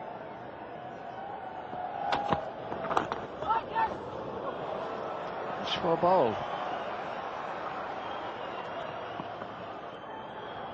Ponting will get 3. Go on to Steve Waugh's score. Ponting will have to face Nixon McLean. Movement off the seam, and that one found a thick outside edge of Steve Waugh's bat. Steve Waugh was just trying to work that ball away on the leg side, maybe for a single. So again, a little bit of extra bounce. Leading edge almost through third slip. Good piece of running though, Ricky Ponting. Get back for 3. Lead now 100 for Australia, so that's handy. Particularly when you bowled a side out for 82 in its first innings. And all of a sudden the lead's more than that.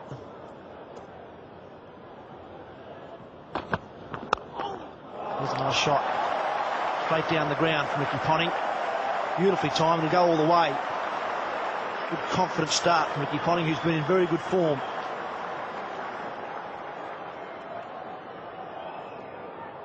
Previous ball was just shy of a half volley. This one a little bit fuller, full face of the bat. Nice balance.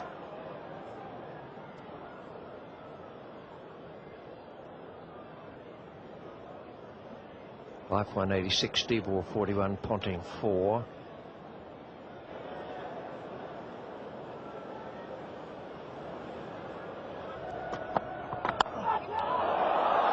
What a good catch. That was just about past him. And Sherwin Campbell has gone away to his left and taken it two hands in the most awkward position imaginable. No fraction of a second there to decide if he's going to take it with his fingers pointing up. It's an outstanding catch, one of the toughest to take in the game. Square cut, you see it late, it hits the toe of the bat, flies very quickly. Sherwin Campbell did superbly, kept his eye on it, got two hands to it, big wicket. Steve Waugh's out in 41, Australia 6 for 186. New batsman Adam Gilchrist. The two men in now, two young players in the Australian side, Ponting and Gilchrist. After that, Lee, McGill and McGrath.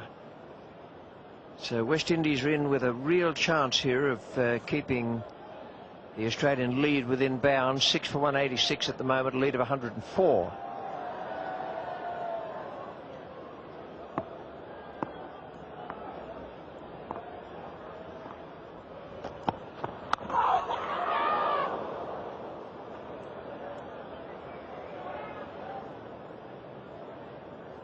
Well, I think he could be short off when Adam Gilchrist comes in. He's going to be aggressive.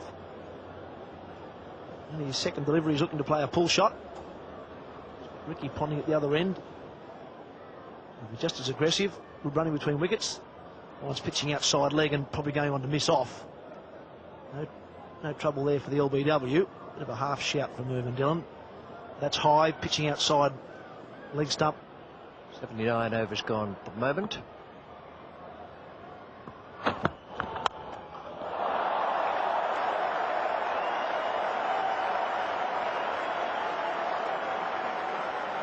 That's beautifully played. Good footwork. Well into position and very, very quick. Nixon McLean hasn't taken the new ball yet, but he may after this. Fraction short. Ricky Ponting was onto that in a flash. One bounce over the rope out there at the mid-wicket boundary. Adam Gilchrist, very dangerous player, batting at 8 today, normally at 7.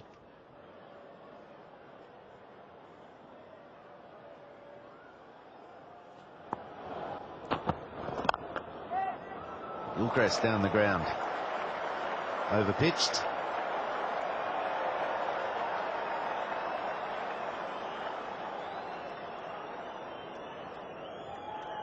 First test runs against the West Indians by Adam Gilchrist. A test average of 57 already. Early days for him. He's such a good striker with the ball, and I think that Jimmy Adams will have to look to the new ball here. Two new batsmen at the crease, Ponting on 9, Gilchrist on 4.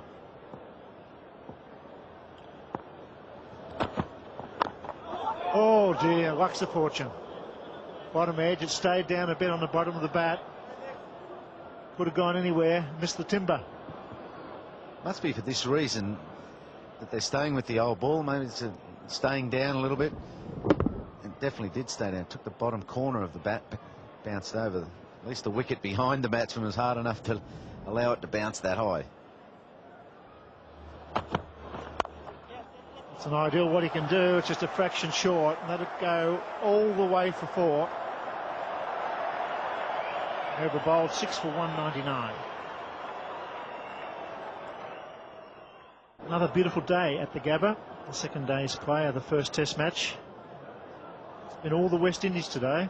They picked up 5 wickets. 5 for 92 today. Oh, fine shot. The man is fine leg will cut it off okay. Ponting, he's decided to play some shots. The Waugh brothers were tied down. 200 for 6, but Ponting on the move along with Gilchrist. Very dangerous players.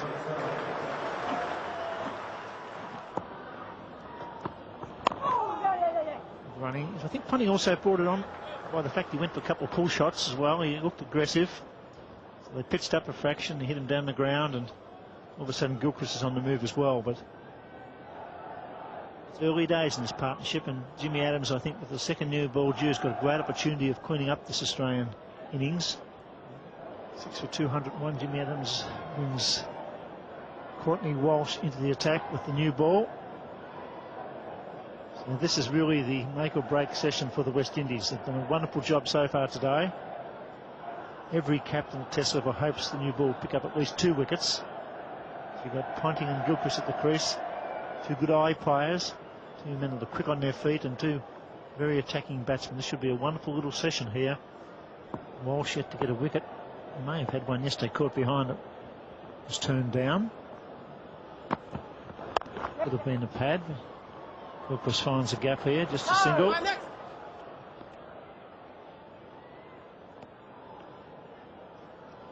Not a good ball, just getting a little bit straight to the players at the moment. Very tempting to try and get them out every ball with this new ball, but they've really got to stay patient. There's no one at mid-wicket. Alternatively, if you're going to bowl straight like that at the stumps, bring your man into mid-wicket. There is a man at square leg. Goes for it. Single. A happy crowd at the Gabba. 6 for 203. They're seeing a good contest.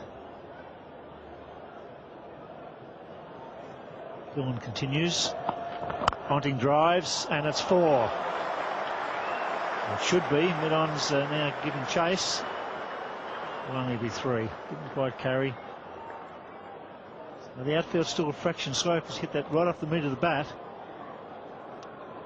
Gillen pitching up and Ponting superb on drive. This is his favourite shot to hit. Mid-on. Well, it's not the pull shot, it's mid-on. Just plants the foot. Leans on it. Not a great deal of footwork there. Just a short step, leaves it there. The key to that was the toe opening out, not closing off towards point. And that allows him to rotate, play the shot around his front pad and time it. A good shot, punched it through mid-wicket. He's a beautiful time with the ball, Adam Gilchrist. It's up 3. Very hard to bowl to. He's so strong on both sides of the pitch. Off or on sides. 4 short. Wonderful cricketer to watch, Adam Gilchrist. Aggressive. A beautiful timer. Balled into the gap, not quite off the meat. Fraction too short. 9 runs off the over. 6 for 214. It looks as if Jimmy Adams is disappearing off the ground. Mabel Hines is on.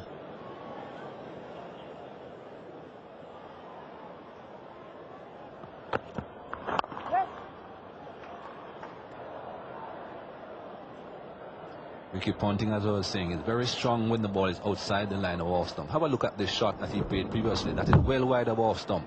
But he has the room. Look at the straight arms. He has the room to hit down onto the ball because it's outside off stump.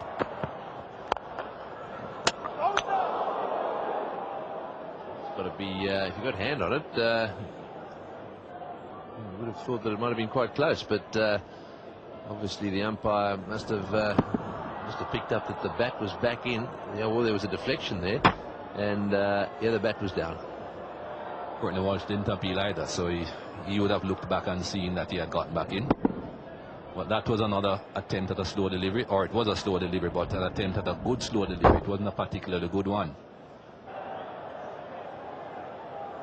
Gilchrist on strike at the moment. Oh, he loves that shot. Oh, what a shot. Magnificent drive through the offside field, bisecting the bit off there and the extra cover. That's as good a shot as we've seen today at 6 for 220. Ponting on 20. On strike now. Can they get this bouncer right?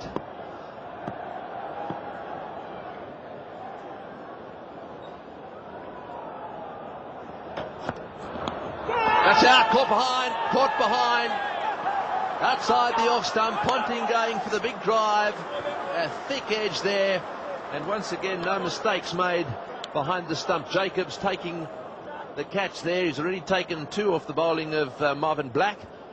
What a wicket this is. Right on the same line that he had for Andy Bickle.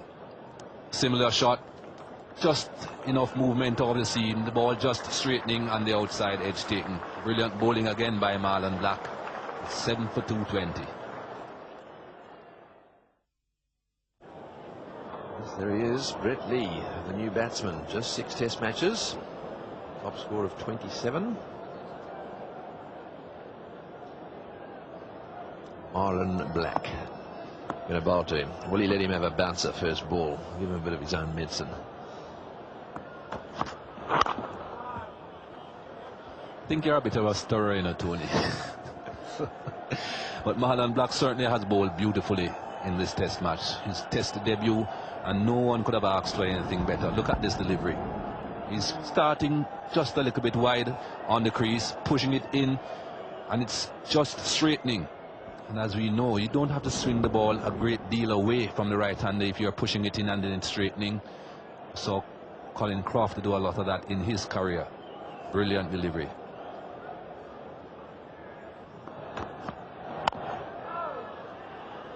And that's very well bowled. A wicket maiden, it's 7 for 220.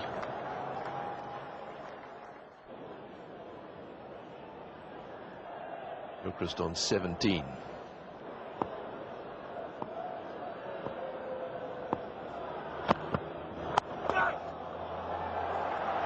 Got away with that. That was uppishly played through the gully area there. There's interesting field. They got him very square. Perhaps looking for a catch and the more aggressive shot. That one actually bounced a bit more than expected. Just watch this.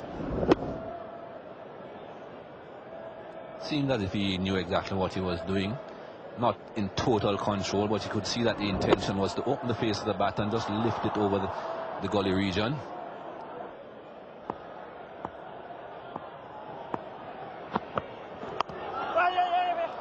That's well bowled, and it's got through gully again.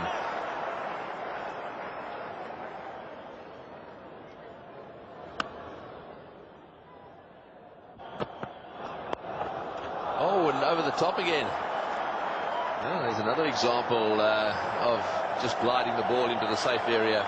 It's a little frustrating there for Walsh. I think he's that little indication there was, yes, I think it's time we had a third man.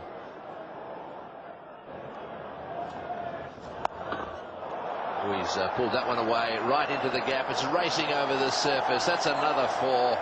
Beautifully played by Adam Gilchrist. 14 runs off that over. Gilchrist moves on to 27.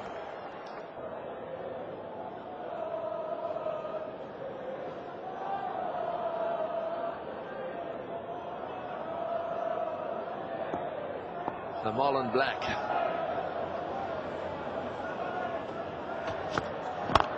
Oh, good shot, straight down the ground for 4. Right off the middle of the bat. That's his 7th boundary today. Adam Gilchrist, as usual, is entertaining. And from the members' end.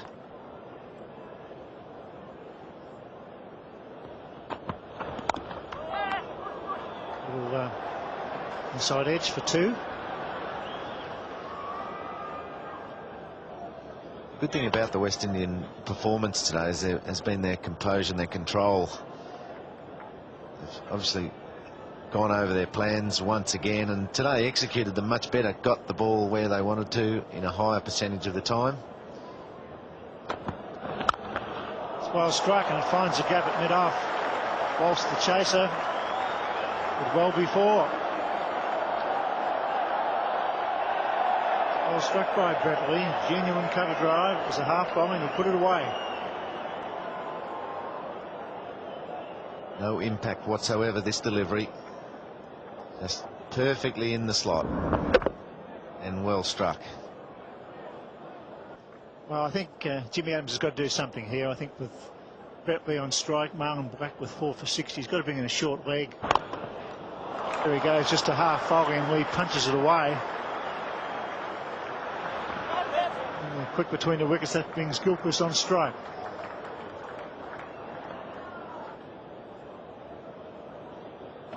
In hard work, that's not a great scoring rate, 2.58, but the lead is very solid.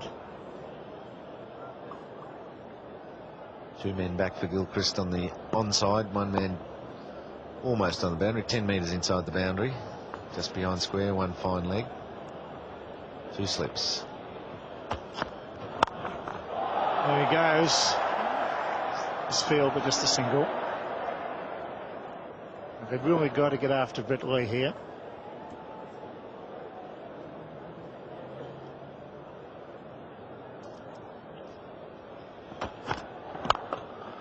It well be 4 more. Half bowling, he's punched it through mid-off. He's gone off this over so far, and it's all been basically from Brett Lee driving on the on and now the offside.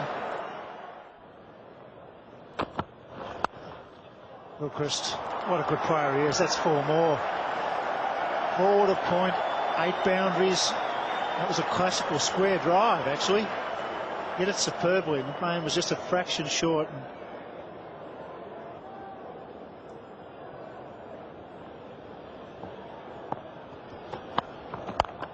Great shot. He's split the man between cover mid-off and a missed field. Hit 3.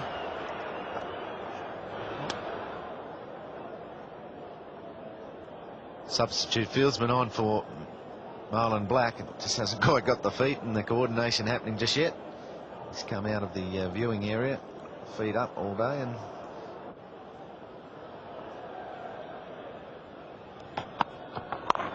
over the top. That's 4 more. No third man, which is fair enough. Lee went for it. Brings up the 50-run partnership. He's enjoying this. He's moved into the 20s. that's an excellent partnership. 50 runs that can really hurt. 7th wicket, top edge, bottom corner of the bat. There's no one down there. There's gaps on the offside. His timing's good. Brett Lee has really come in and closed the door on them. Short on the half volley to second slip.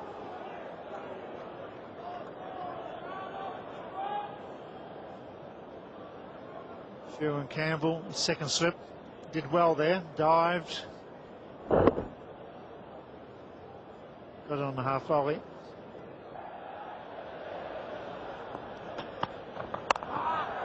There goes again. Third man won't get it. Bolted the cover off that. It was short, it was wide. Adam Gilchrist on 48, Brett Lee on 30. This goodish crowd, wonderful entertainment since tea. It's been a good day for the West Indies, but all of a sudden it's slipping away. Mervyn Dillon. Gilchrist in the air. Wicketkeeper should get it. He's under it. Will he catch it? Yes, he does. A very good catch. That's what they needed, something special. Ridley Jacobs has done it. Gilchrist goes for 47, back 48, and a very, very good catch. Maybe the effect of these new grandstands at the Gabba can be seen here, because Ridley Jacobs got out of position and recovered really well. Gutsy ball by Mervyn Dillon, leg stump to Adam Gilchrist, 2 men back. He pulled the shot a little bit and managed to top edge it. Ridley Jacobs, photographed in isolation, people will think that's an excellent catch, but what it was an excellent recovery. Gilchrist gone for 48, 8 for 281. New batsman Stuart McGill, averaging only 10, high score of 43. His 13th Test match. Inside edge, inside edge. And another little shake of the head there from the umpire. Like how he a little while ago gave a few not outs. Let's have a look at the strike zone again. Yeah, pitch is just outside off stump, hit the bat, and then really did deviate a long way onto the pad.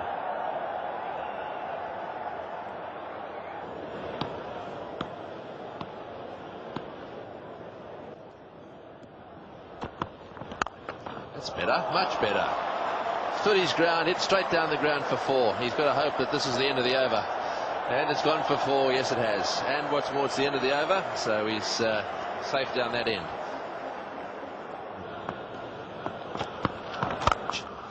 Oh, he's hit that one straight down the ground. Oh, this is much better. And it's going to roll away down to the boundary for 4 as well. Oh, that's 6 fours.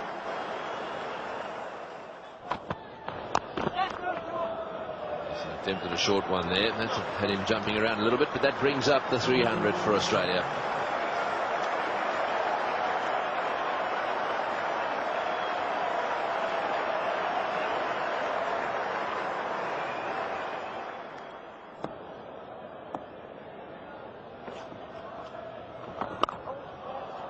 That's well played. That's 4. That's 4. That's a beautiful shot. That takes him to 46. He's 4 short of being the second batsman in this lineup to make a 50. This is a very good shot, not because the ball was all that good, but because of his placement. Jimmy Adams has got 1, 2, 3, 4, 5 players on the offside trying to save the boundary, and he picked the gap beautifully.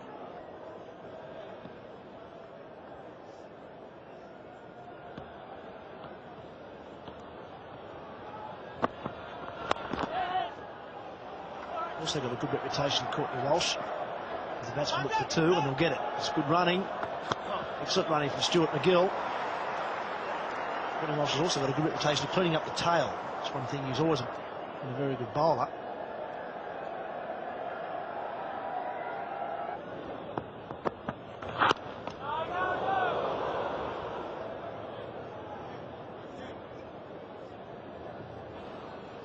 Cut one back sharply enough that Lee slipped in playing the stroke there.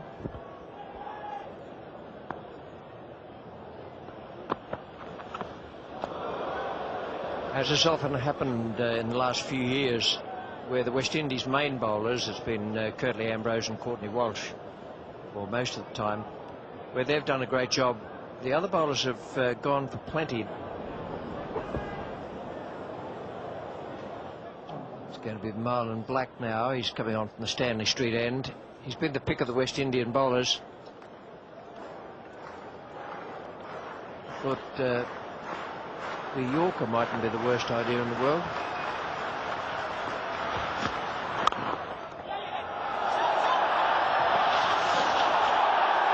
He's got a nice little 5 there.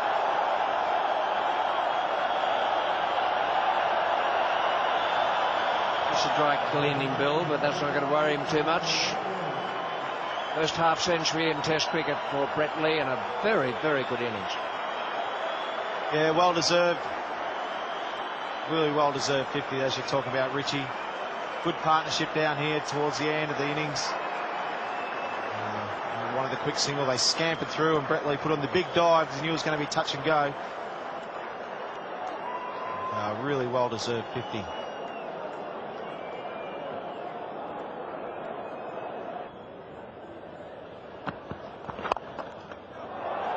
That's a good shot. McGill has picked that up and just lofted it away over mid-on, quite deliberate. Just to underline how athletic the modern day player is.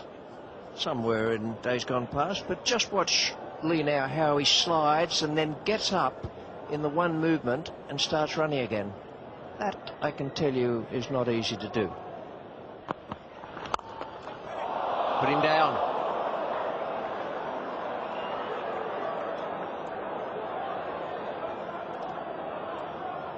Two people out there, only one's happy at the moment. Courtney's had a lot of work to do, hasn't got a wicket. Oh, pretty well all the way through. Stuart McGill hitting this one back to Courtney Walsh. Just too much weight on the back foot, and Courtney unfortunately didn't stick.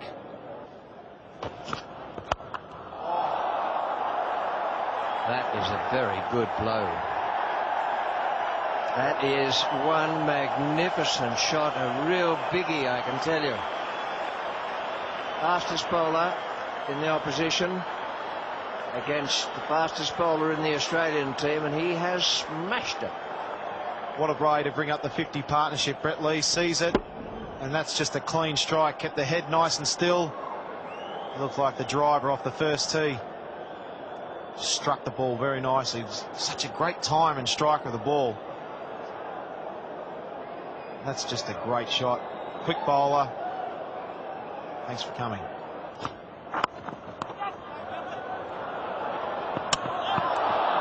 They'll need to ask for that. Any direct hit that looks as though it'll be close, definitely need to ask for it.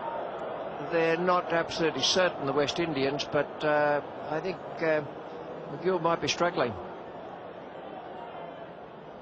A direct hit's always close.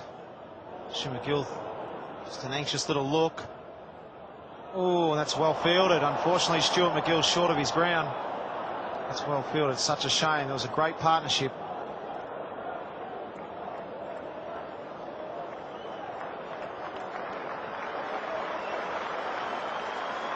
Confirmation that Stuart McGill has been run out after an excellent partnership with Brett Lee. Brett Lee 61, McGill run out for 19, 8 for 331. Glenn McGrath, the new batsman, he's already put his stamp on this game with 6 wickets for a ridiculously small number of runs. He is still definitely a genuine number 11. You'd like to think he's a number 10. But he has improved and he works hard, and getting 10 and 15 and 20 means a lot to Glenn McGrath. Yep. I think the single there will bring McGrath onto strike.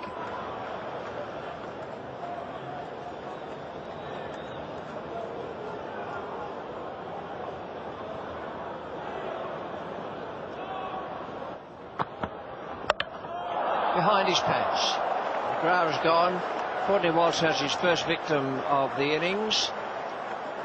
Arlen Black stays on 4, and the West Indies have dismissed Australia for 332. Glenn McGrath just getting too far across there, walking across his stumps, and Courtney Walsh bowled it straight. Brett Lee playing fantastic innings, 62. Courtney Walsh gets his first wicket.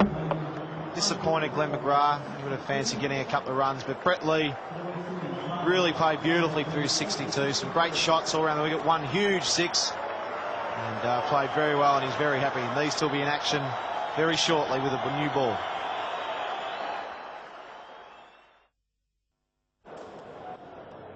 Sherwin Campbell and Darren Ganger, this is what Test cricket is all about. You've spent all day in the field, you have the side 6 for 190 odd, they get away from you, you're chasing the ball all over the park. Now you face up to McGrath and Lee, who'll be very keen to get at you on the second evening.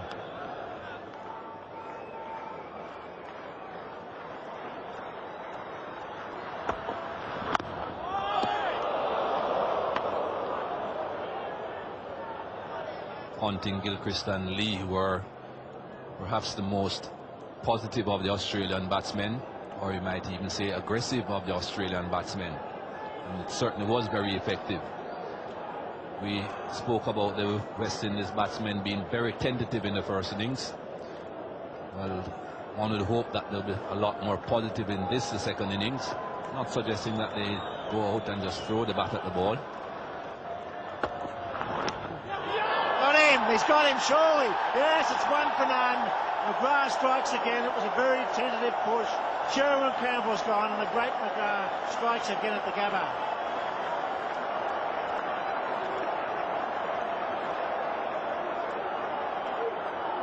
As I said, it's just another tentative push from Sherwin Campbell. Good ball though from Glenn McGrath. Not one of the bowlers that you'll find wasting too many deliveries. His first delivery was a long way down the leg side, but not that one. Right on target and immediately a wicket. A duck for Sherwin Campbell. 1 for none, West Indies.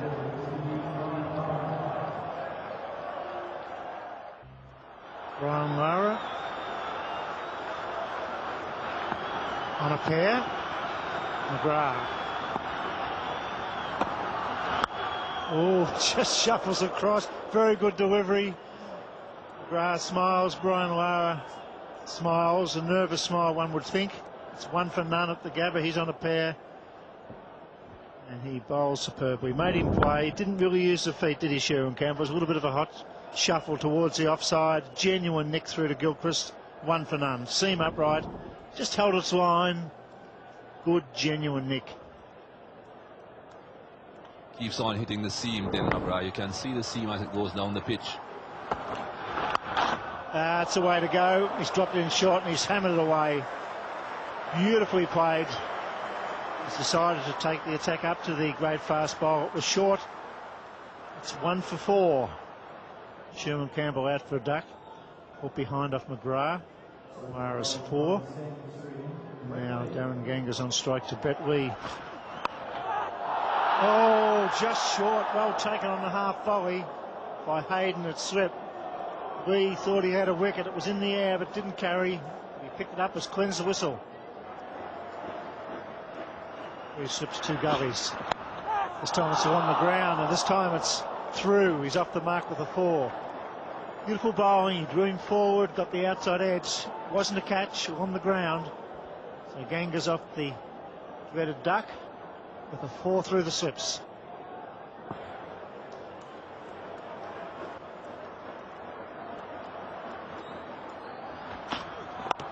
Nicely played. Working it away. Pick up 2. Darren Ganga at least is looking to score. They've been half volleys. He's been trying to get to the half volley. He's edged 2. That was a very positive shot on the onside.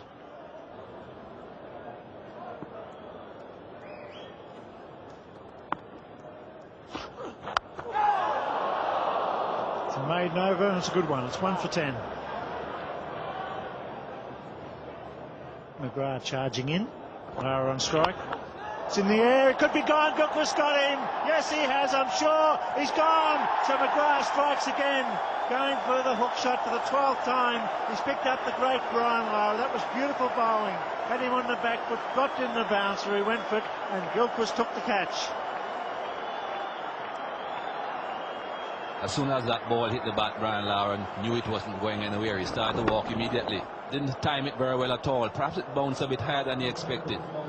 Adam Gilchrist got under it, had lots of time. And McGrath strikes again. Great fast bowler, Glenn McGrath. That's why he has so many wickets from so few test matches. Very disappointed, Brian Lara. Chanderpaul.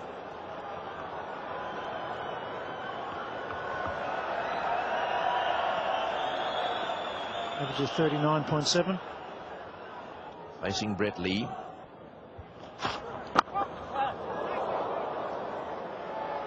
The ball whipped away.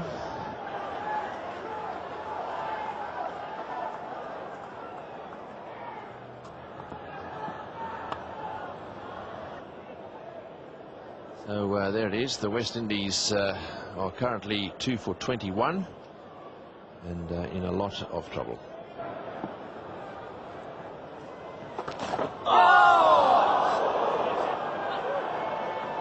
Gill round the wicket to the right-handed Ganga, hits all that rough, perfect length, and spins about a metre past first slip. 4 byes.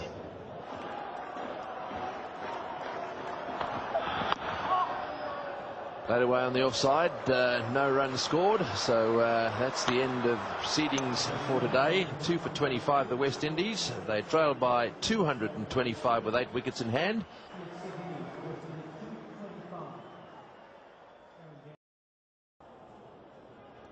Ganga spent a bit of time at the crease in the first innings, doing so again here in the second innings. Just now a matter of improving his attacking stroke play, getting some runs on the board. But he's a young man, he has time to learn. Steve Waugh will be all out attack. You see the Australian captain there with a lead of 250 on the first innings. He's got 2 slips in for Ganga. The non-striker is Chanderpaul. He's probably the key. He's the most experienced batsman in this partnership, an average of almost 40. Played in 45 test matches. But it's going to be McGill from the Stanley Street end to the right-handed Ganga with 2 slips, a silly point, short leg. He catches supporting Gilchrist. Oh, that's Good fight, but he wasn't really after him, was it? He threw it up. Ganga wasn't sure whether to go the full distance. He didn't really. Half stayed at home. Nice loop there. Almost yorked himself.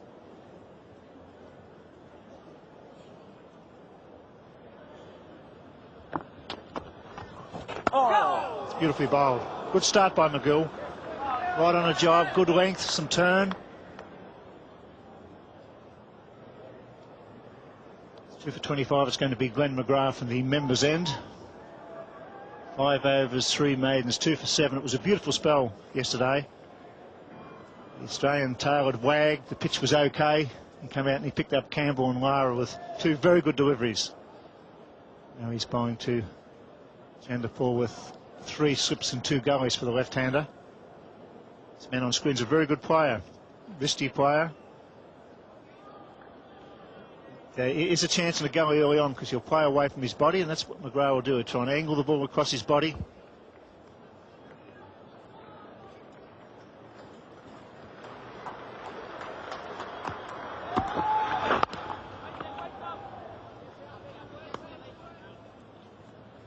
It looks to be a very good pitch today. Yes, it's a lot of 50s there. You can see the red lines, the 50s plus.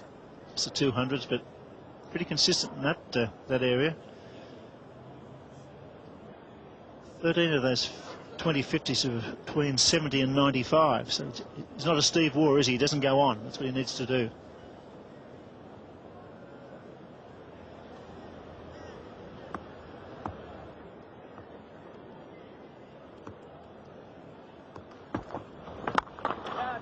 First runs of the morning. Little push down to mid-off for a single. It's 2 for 26. McGrath to Darren Ganga here at the Gabba. Umbrella field in place, all the slips and the gullies waiting for the catch.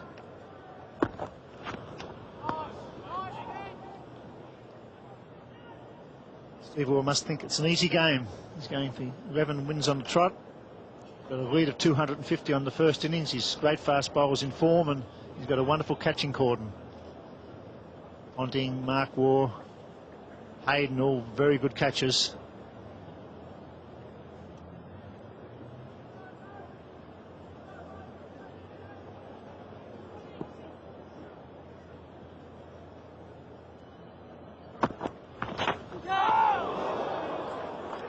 Beautiful delivery again.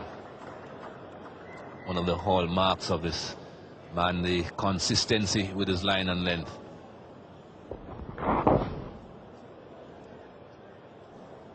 Today he's got every opportunity to make a big score. It's a good seeing day, attacking fields. Pitch still good. Oh, out of that miss. That was a coat of varnish. Misjudged the line. Kept very low as well. But again, you can see that McGrath is consistent with that line just outside the off stump. Getting the ball to move in both directions. You can see from the shine was away from the batsman. That would mean that the ball is swinging naturally, swinging away from the shine.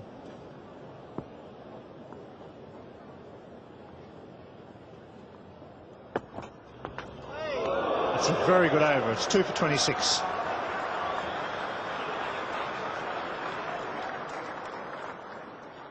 Gill and McGrath spot on this morning. It's going to be Gill again to Chanderpaul, the left-hander. Change in the field. Hayden coming across from cover. Going into silly point. And the man at deep fine leg, that's Lee coming up just 15 metres from the umpire for the lofted sweep shot, I would suggest.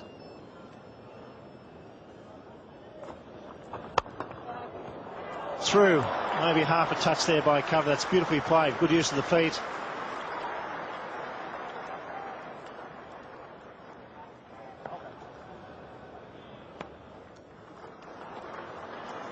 He'll be looking to do quite a bit of this, Shivnarine Chanderpaul, using his feet, getting down to the ball before it pitches.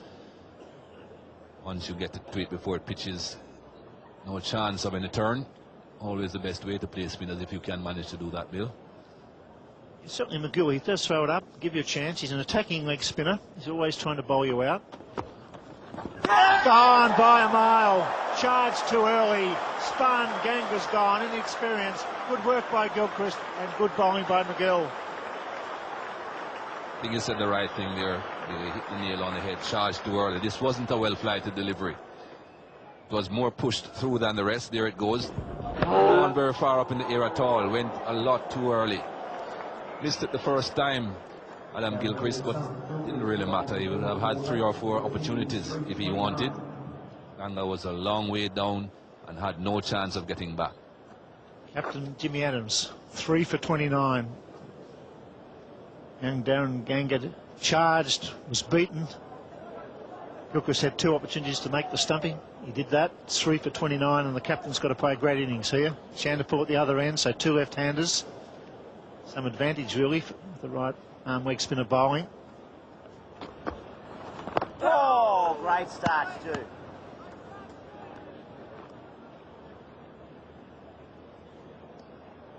Here's the dismissal. Could see that even from that angle that the ball didn't go a long way in the air. Started to move much too early.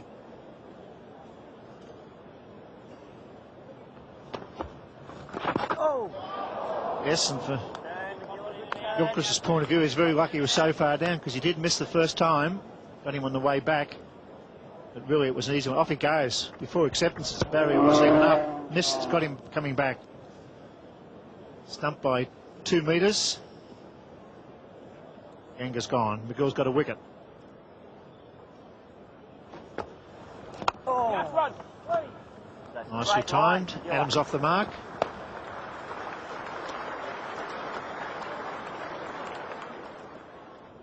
Three for 30 at the Gabba. McGill to continue.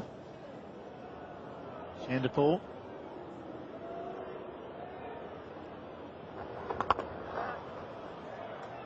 It's a single, doesn't beat mid-on. Slater.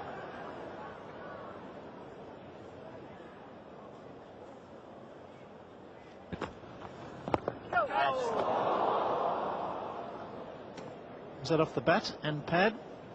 No, it was a leg by. Past Hayden at silly point. No extra cover in place because they want to have as many catching men as possible. So once you get it past that man on the offside, there are runs to be had. That's for Jimmy Adams, of course. The extra cover is in place for Shivnarine Chanderpaul.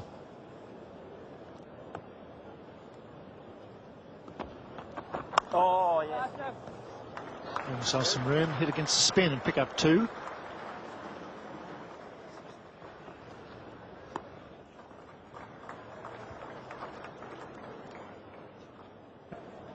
Beautiful morning, happy crowd. Australia well on top. The West Indies 3 for 34.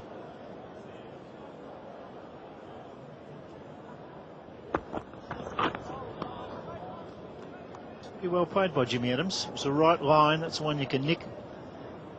Moved much off the seam. Nearly held its line.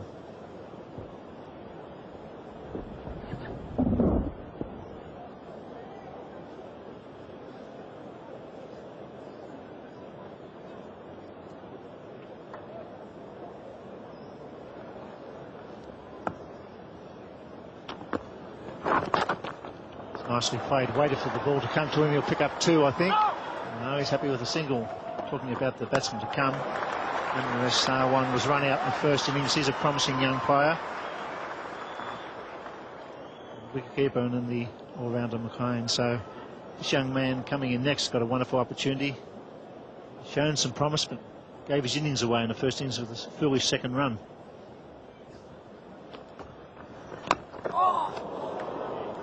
Because he wasn't prepared to come down the pitch. Yeah, Adams nearly yorked himself then. Was up there to drive. He tried to play from the crease. Almost in a bit of strife.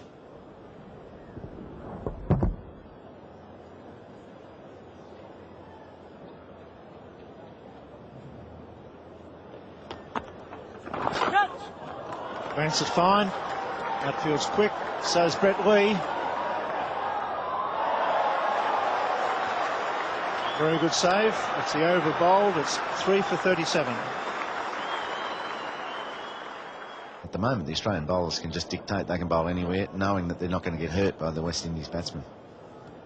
That's certainly reflected in McGrath's figures. He's into his 10th over now, and he's only conceded 8 runs. In fact, only 1 today. 1 run conceded today. Well, that's well bowled. Beautiful delivery.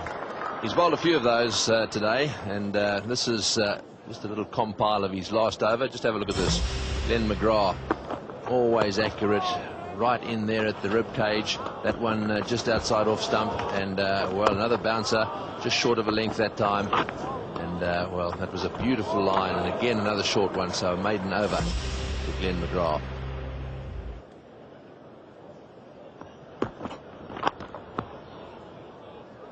Steered away to gully. It's 3 for 37.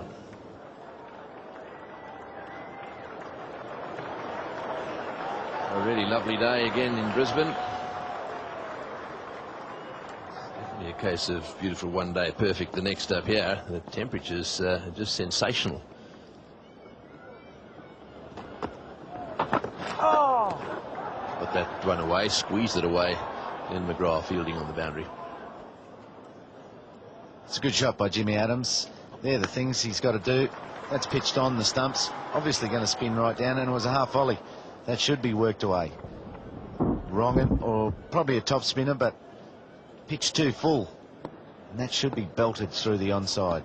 Don't miss those opportunities, and that's a good start for him.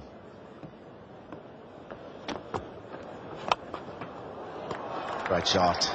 Over pitched. Cracked through the offside. It's not going to go. They'll get 3.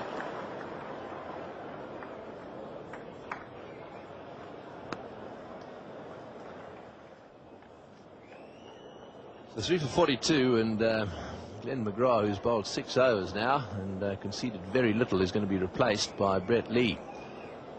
There's not much respite here for these West Indian batsmen. Brett Lee is, if not the fastest bowler in the world, right up there.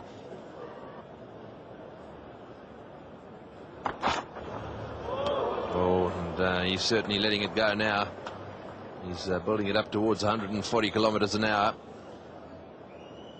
Watch his follow through here too. That's right on the money. Really well played by Jimmy Adams.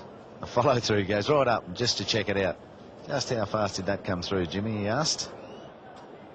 3 for 42. Stuart McGill continuing around the wicket to Shivnarine Chanderpaul.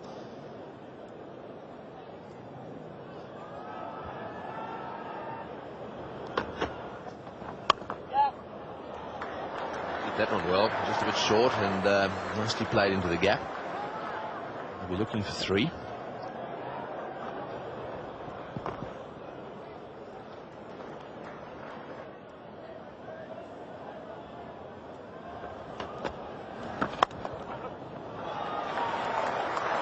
Gets the full toss that time and punishes it for just 3. And that's the sort of thing they must all do.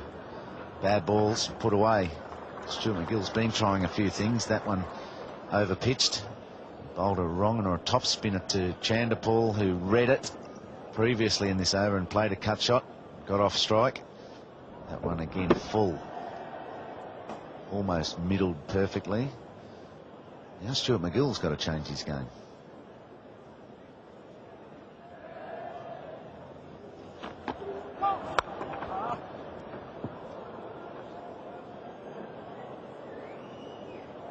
No ball.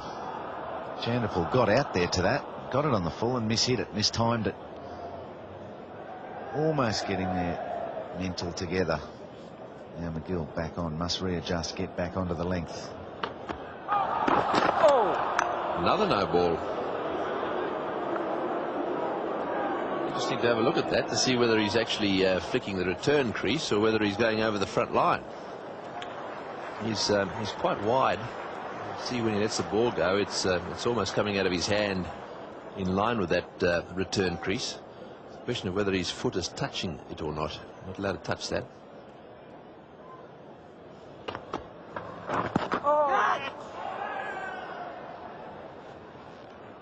Eight off that over. It's 3 for 50.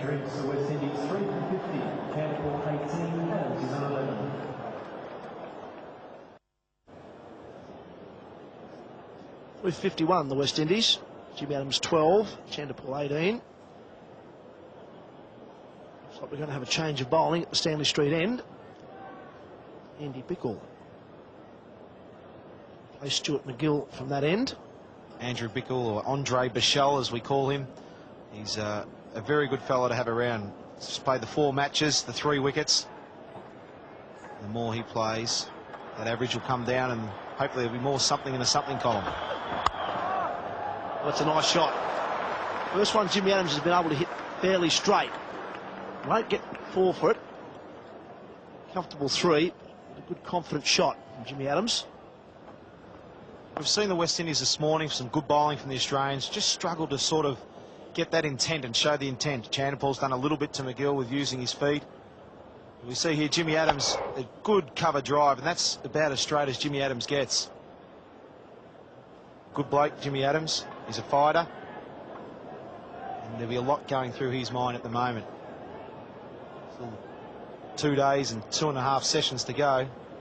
Long way. That's more like it. Very similar to Jimmy Adams early in the over. It was up, it was full. He's put it away nicely. Once again, it's the long side of the boundary out there, alongside the ground, should I say. 3 more. But much greater intent this over from both the batsmen. Yeah, good shot there from Chanderpaul. Bickle just over pitching a little bit, not too much foot movement. There's plenty of room out there. You'll see Jimmy Adams and Chanderpaul with their shots they've played. Steve Waugh has just brought in a short cover, got rid of the 3rd slip, and brought in a short cover. This man right here. .357 the West Indies. Brett Lee round the wicket. It's a nice shot. Chanderpaul slightly over pitched that time from Brett Lee. Touched down the ground. Yeah, good shot. As we've been talking about, the intent is what you have to show. And the last couple of overs, the West Indies are just picking up a little bit here, upping the tempo a little bit. Brett Lee just going for the full deliveries, tried a couple of short ones. It's a good shot, just lean on the ball down the ground. Lots of gaps in the ring. A little bit harder in the last 10 or 15 minutes or so to get themselves on top. Be a little bit more aggressive. Won't worry Steve Waugh, the Australians, too much at this stage. I'll be probably glad to see a few shots being played.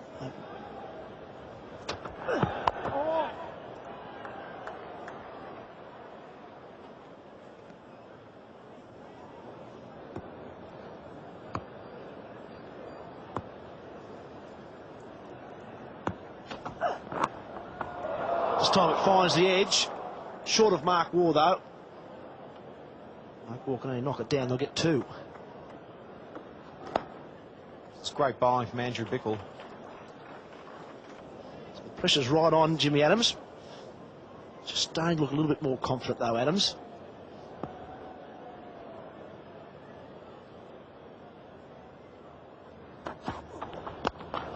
Slower ball at time from Brett Lee. Brett Lee has got a few different slower balls. He bowls a leg break out the back of the hand. Also bowls an off break. That was the one out the back of the hand. But Ian Harvey from Victoria bowls so well. Jimmy Adams picked it late. Couldn't get it in. Couldn't get a single.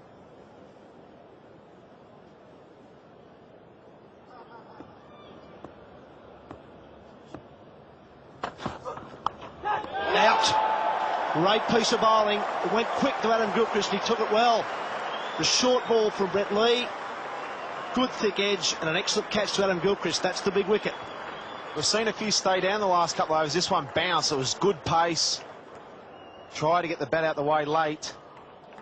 Good length and pace. It was going to try and get out the way. That's just very, very good bowling. That's just pace. The customary jump from Brett Lee. Pure excitement. Good catch from Gilchrist. Jimmy Adams has gone for 16. Ramresh Sarwan comes up to the crease to replace his captain on a pair. It's not really how you want to make your way to the crease, especially with Brett Lee steaming in, bowling somewhere near 90-95 mile an hour. The reason he's out there, Jimmy Adams thought about ducking this one short, thought about getting out of the road of it, found it was the wrong line, ended up just leaving the bat there. Good thick edge that went very quickly to Adam Gilchrist, who took it well. Yeah, good catch from Gilchrist, just beaten for pace, as you said, Mark. He was going to duck it, then tried to run it down, but it was just too quick. It bounced. That's just a genuine nick and a good catch from Gilchrist. And look at that jump. He loves it. He's on fire, Lee. Brett Lee tried the big Yorker. All happening for Ramneresh Sarwan, unfortunately. Tempted Yorker from Brett Lee. Ended up being about a knee-high full toss at very good pace. Played it down the offside, then Michael Slater speared it back in. Ended up hitting him on the leg, so the pressure's right on him. There's Michael Slater, hasn't got a crack at the stumps. It's going to hurt too on the back of the leg. Yeah, welcome to the party. See, Adam Gilchrist sees the funny side to it, but I'm sure Sarwan doesn't. Just face one ball and suddenly Michael Slater's throwing the ball at him. Won't be too happy with Michael Slater.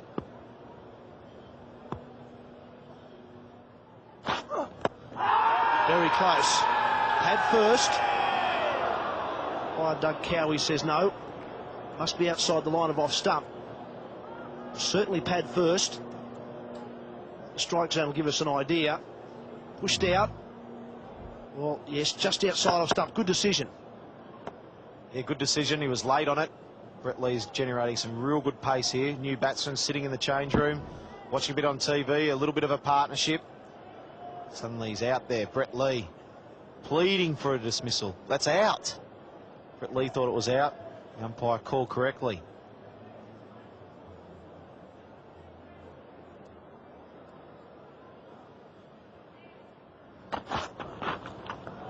That'll be 4. No fine leg in. It'll be 4 byes. It was down the leg side. Beat everyone. It was too quick for the batsman. It was, unfortunately for Adam Gilchrist, it was too quick for him as well.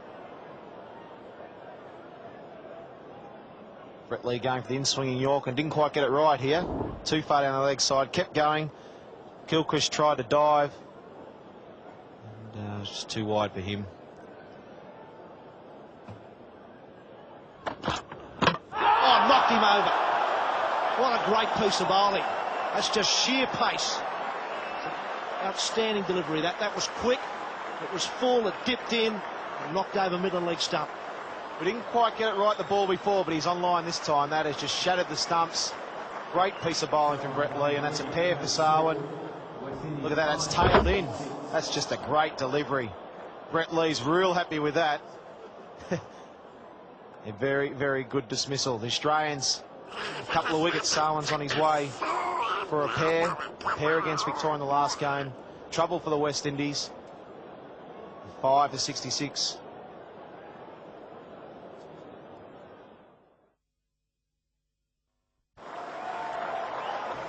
Keeper. Robbie Jacobs makes his way to the crease. Daunting situation. Averaging 22 with the bat. Played 22 test matches. None tougher than this one.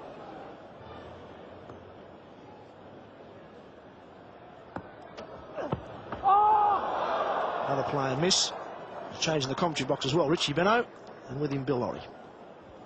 Thank you, Mark Towan. What a wonderful delivery from Brett Lee. Sarwan on a pair. This is perfectly bowled. The in-swinging Yorker, reverse swing, pitches and takes middle leg, and that's beautifully bowled. That is one of the great deliveries. Any youngsters watching and wanting to learn how to bowl that is a classic example of reverse swing. The ball's 35 overs old and it's been roughed up by hitting this pitch on many occasions. And that was an absolute ripper. Yes, particularly to a new batsman on a pair. He's pushed one down the leg side. This time he got it right and said, swings very late. Didn't do all that much wrong. The batsman just beaten by the curve from off the leg. Took middle and leg. That's beautiful bowling. High back left. Doesn't get down. Clean bowled. 5 for 67 Chanderpaul on 26. Jacobs yet to score. Lee around the wicket.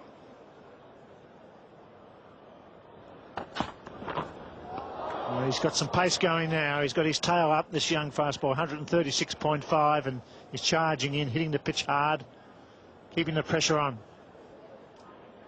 Good to watch, a young fast bowler with talent, enthusiasm, Big draw card. It's away. He went to the Yorker again. This time it's punched straight. May even make the ropes. Slowing down. They'll get 3.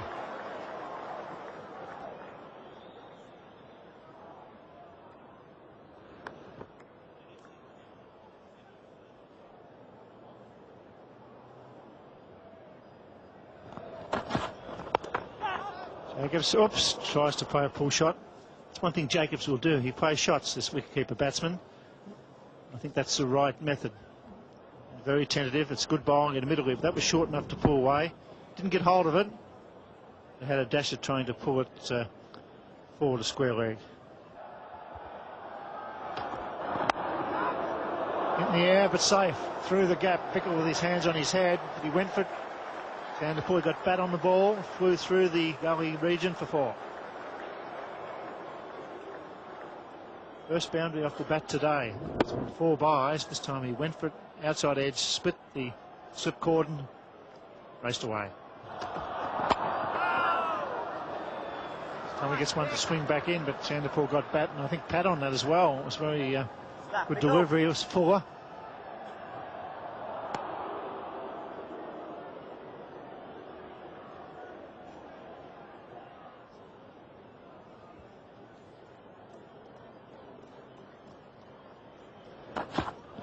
Oh, wow, we talked about this pitch. Oh, that was a ripper.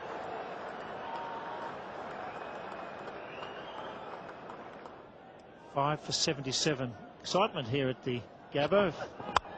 And he's safe. He's gone for it. It's cleared cover. Ridley Jacobs is off the mark this time with 2. That last delivery from Brett Lee. My word, that would give Chanderpaul a bit of a fright. Any batsman for that matter. I don't think there's any doubt it hit a crack because it just flew. It lifted higher than Chanderpaul's head from pretty good length.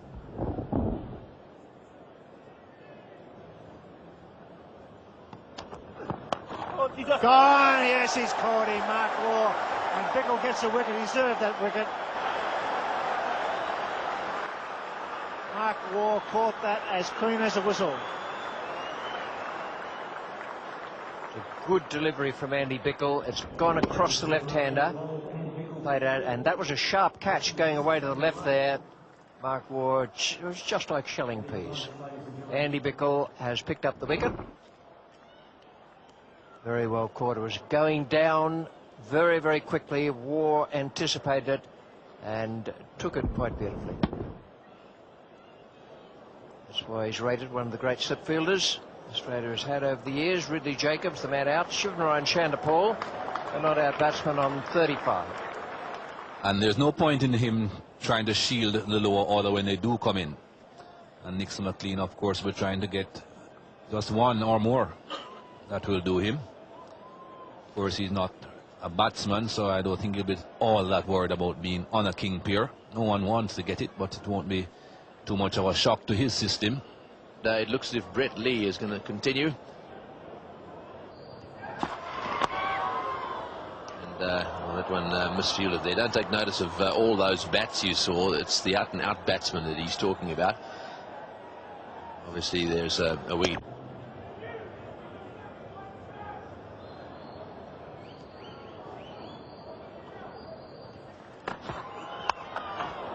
He's trying to smash that one away on the onside. He's got it away halfway to the boundary.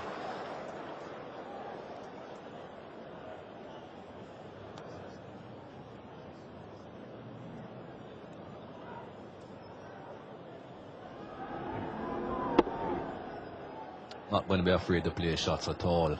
Nixon McLean didn't get hold of it. Ball just landing. It's like one of Tony Gregg's chips onto the green.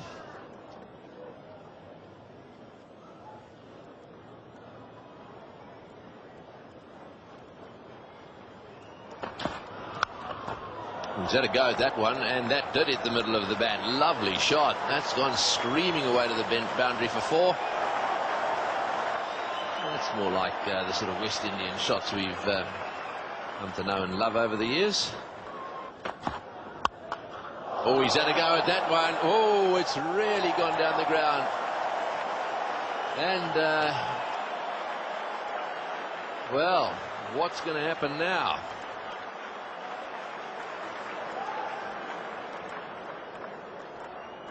So it's gone all the way for 6. Just have a look at this. It wasn't even off the middle of the bat either. He's obviously got a bit of power in him, Nixon McLean. It just kept going, and watch it here. It just carries the boundary straight. Right, now then. This will be interesting. I wonder how fast this one's going to be. Oh. 145.1. It's getting quicker. Well, you'll find that the full tosses are usually a bit quicker. Looking perhaps for the Yorker after this big 6. Oh, that was powerfully hit. Nixon McLean knew it had gone. Didn't bother to move.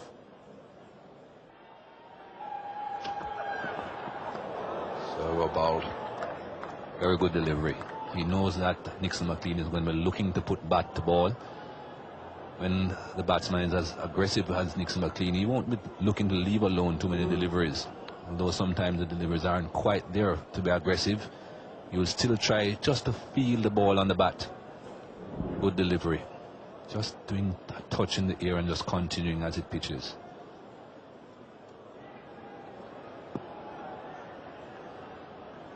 Yes, one doesn't get the feeling that Nixon McLean's going to hang around here. If it's up there, he's going to have a real go at it. Oh, and that's close. Perhaps just swinging away towards the slips a little bit. Either that or there was some bat in it. Was looking very close.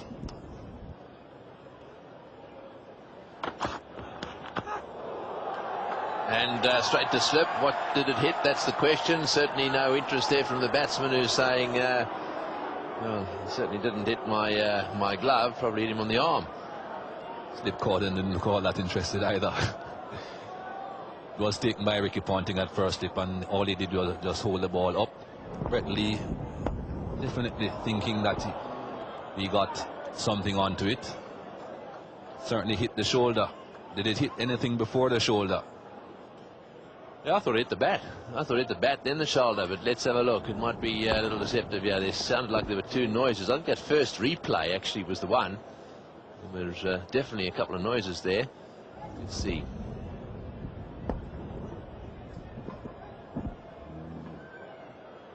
Hit the shoulder. Did it nick the bat? It sounded woody, didn't it?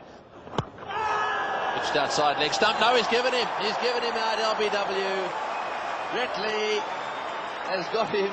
I think he wanted him too, because he's hit him straight down the ground for 6. A big celebration out there at the moment. Boy, and he's bowled quite fast in this little spell. And he pitched it up as well, which was perhaps the important thing. We'll have to have a look at that with the strike zone to see exactly where it pitched. That is very important. The ball was going towards the slip cordon. It's always kind of tricky for a right-handed fast bowler to swing the ball towards the slip and get an LBW decision against a left-hander. It's 7 for 98.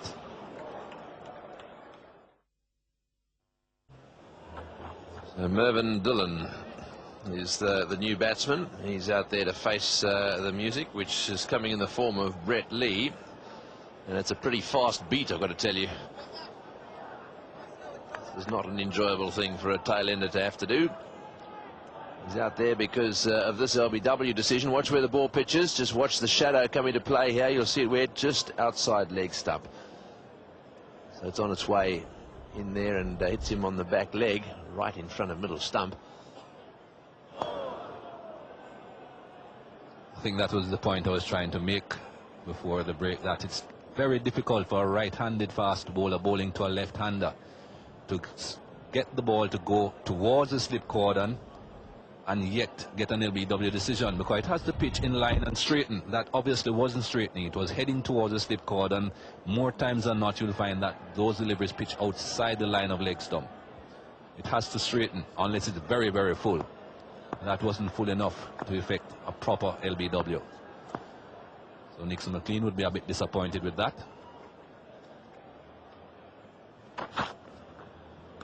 Outside off stump and through to the keeper. That's a wicket maiden. 7 for 98. Stuart McGill, a chance now to have a go at the left-hander Chanderpaul, who's 39, and the tail.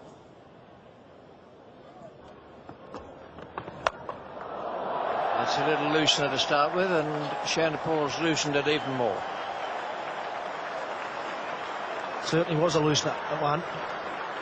Big chest high full toss. Stuart McGill. Chanderpaul says thank you. Put it away. Probably cost himself 2 runs actually.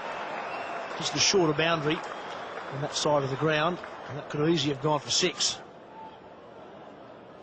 Brings the 100 up for the West Indies. Run rate of just over 2. It's been hard work for them.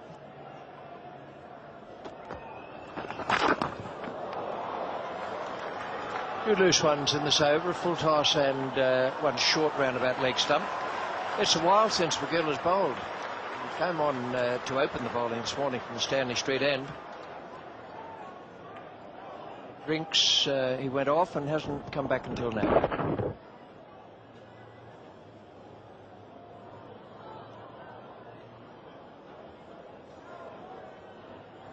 Overs, 8 maidens, 2 for 8. McGrath.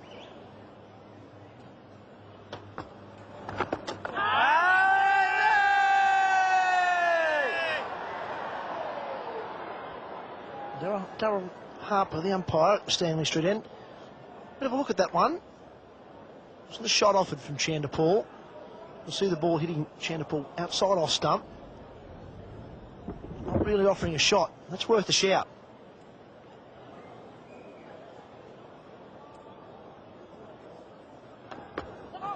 Oh, in. Back it up. Big.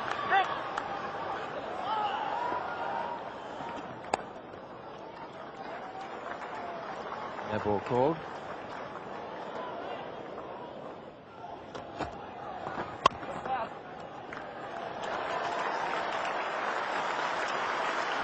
It's 50. Shivnarine Chanderpaul. Very well played. It's been hard work out there today. Australians have bowled particularly well. Brett Lee's bowled fast. Glenn McGrath's bowled an excellent line. It's been some turn. Chanderpaul's seen it all. And out there now for 214 minutes, just the 3 fours. But very well played. Good concentration. Stuck at it.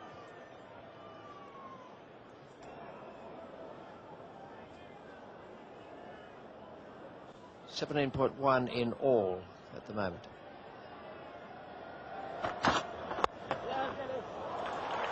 It's nicely timed. Full toss was attempted Yorker. Chanderpaul punched it down the ground.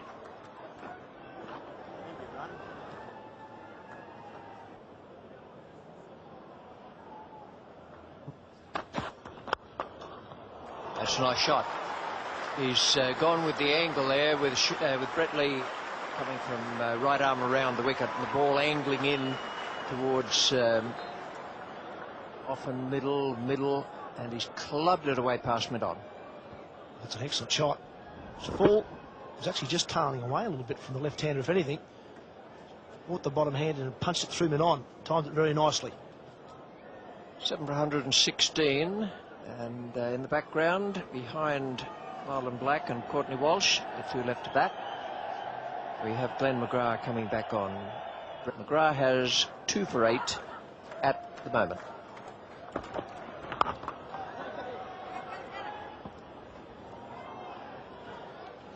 On the field very deep at the moment. Chanderpaul prepared to give him the single, which he's taken.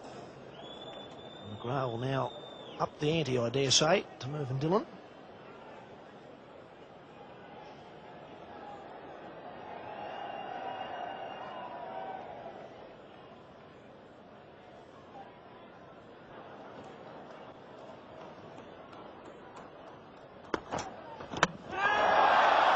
What a beauty. Now, it's a case of whatever you can do, I can do at least as well, because that was reverse swing, and McGrath has got it to zip back just as the batsman started to play his stroke, and it came back from off to leg. It was a beautiful delivery. There's 2 things in this that were different to what Brett Lee did. Glenn McGrath got closer to the stumps, and he got it much fuller, and therefore the ball dipped in a bit more. Mervyn Dillon was trying to play a drive, trying to get himself off the pair. He didn't succeed. Unfortunately, he's played 2 tests against Australia now for 2 pairs. He departs. West Indies now 8 for 117. Marlon Black is the new batsman. Not only on a pair, but it's a king pair. First baller in the first innings. Then McGrath has just produced a perfect reverse swing ball for Dillon. Not far away with that one for Marlon Black, who now is off the mark. He's just given a heaving sigh of relief. Well, this is a fantastic. Look at McGrath, how close he is to the stumps. It's fuller. It's almost on the popping crease. It dips in late. Middle leg stump. Good night.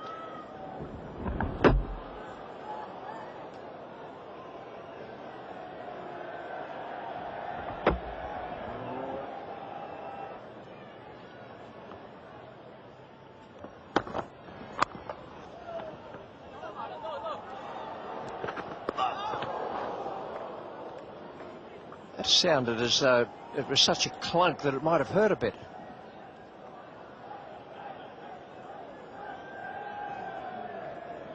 Michael Slater won't rub anything when he's hit as a batsman. But he's going to give this one a little bit of a shake. It's his opening partner too, who threw the ball. Maybe it's got something to do with the run out we saw between them. There you go, take that. That'll teach you for running me out the first innings.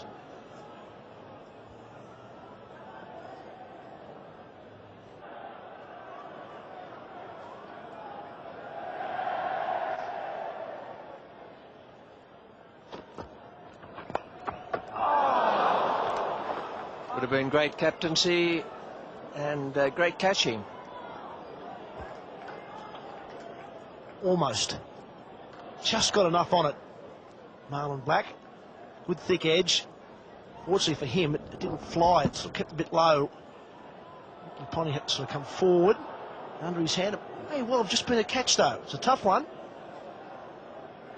Always difficult to come forward in the slips.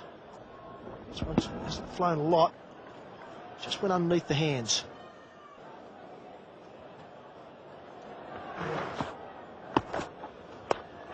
Catch, almost. Diving forward at third slip, didn't carry. Marlon Black survives. McGrath, the bowler, looking for his 4th wicket and 10 for the match. Hayden, the fieldsman. The one before this went over Marlon Black's head. This one, perfect height. Had him fending it. Not carrying through. Right on the money.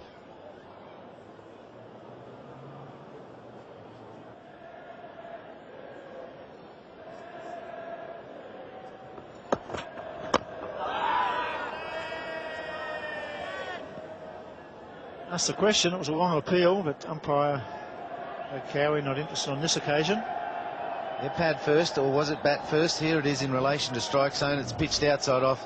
Pad first, but also got that pad outside the line of off stumps. So the footwork saved him there. This was probably going on to the stumps.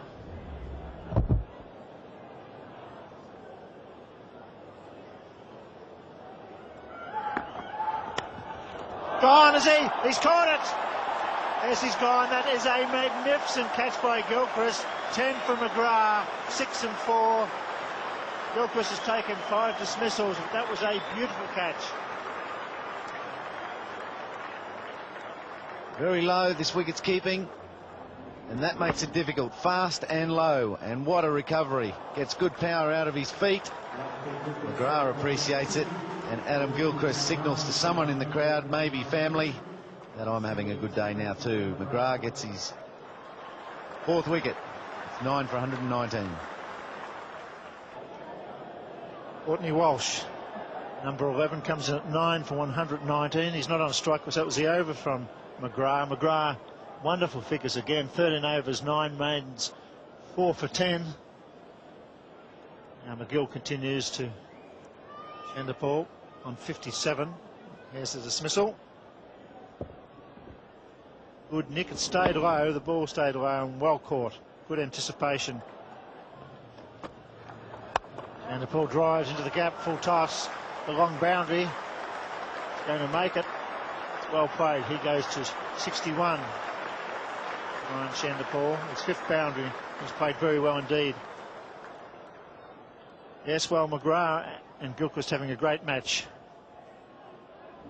Genuine Nick went at it hard. Good anticipation. His punting at first hook was never going to carry. That's the end of Marlon Black for 2.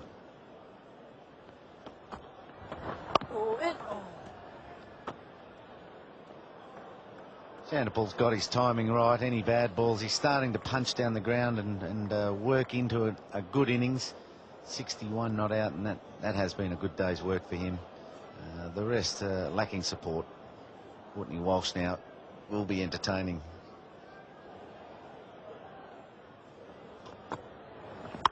Going for a high ball. He's getting around as a McGrath. It's going to be a good catch if he takes it. He's under it. That's 11 wins in a row. Well caught by Glenn McGrath. He's had a wonderful match, and a very good team wins this Test match easily. They certainly do. They're right up there in celebration stakes. They've played exactly like that. One big unit covering for each other that aren't going well. They're just being so relentless as a group if they are going well. They've got such good depth, such good quality in all facets. They're definitely very good at dominating once they get in front. And the ball not out 62. Fought hard. The West Indies out for 124.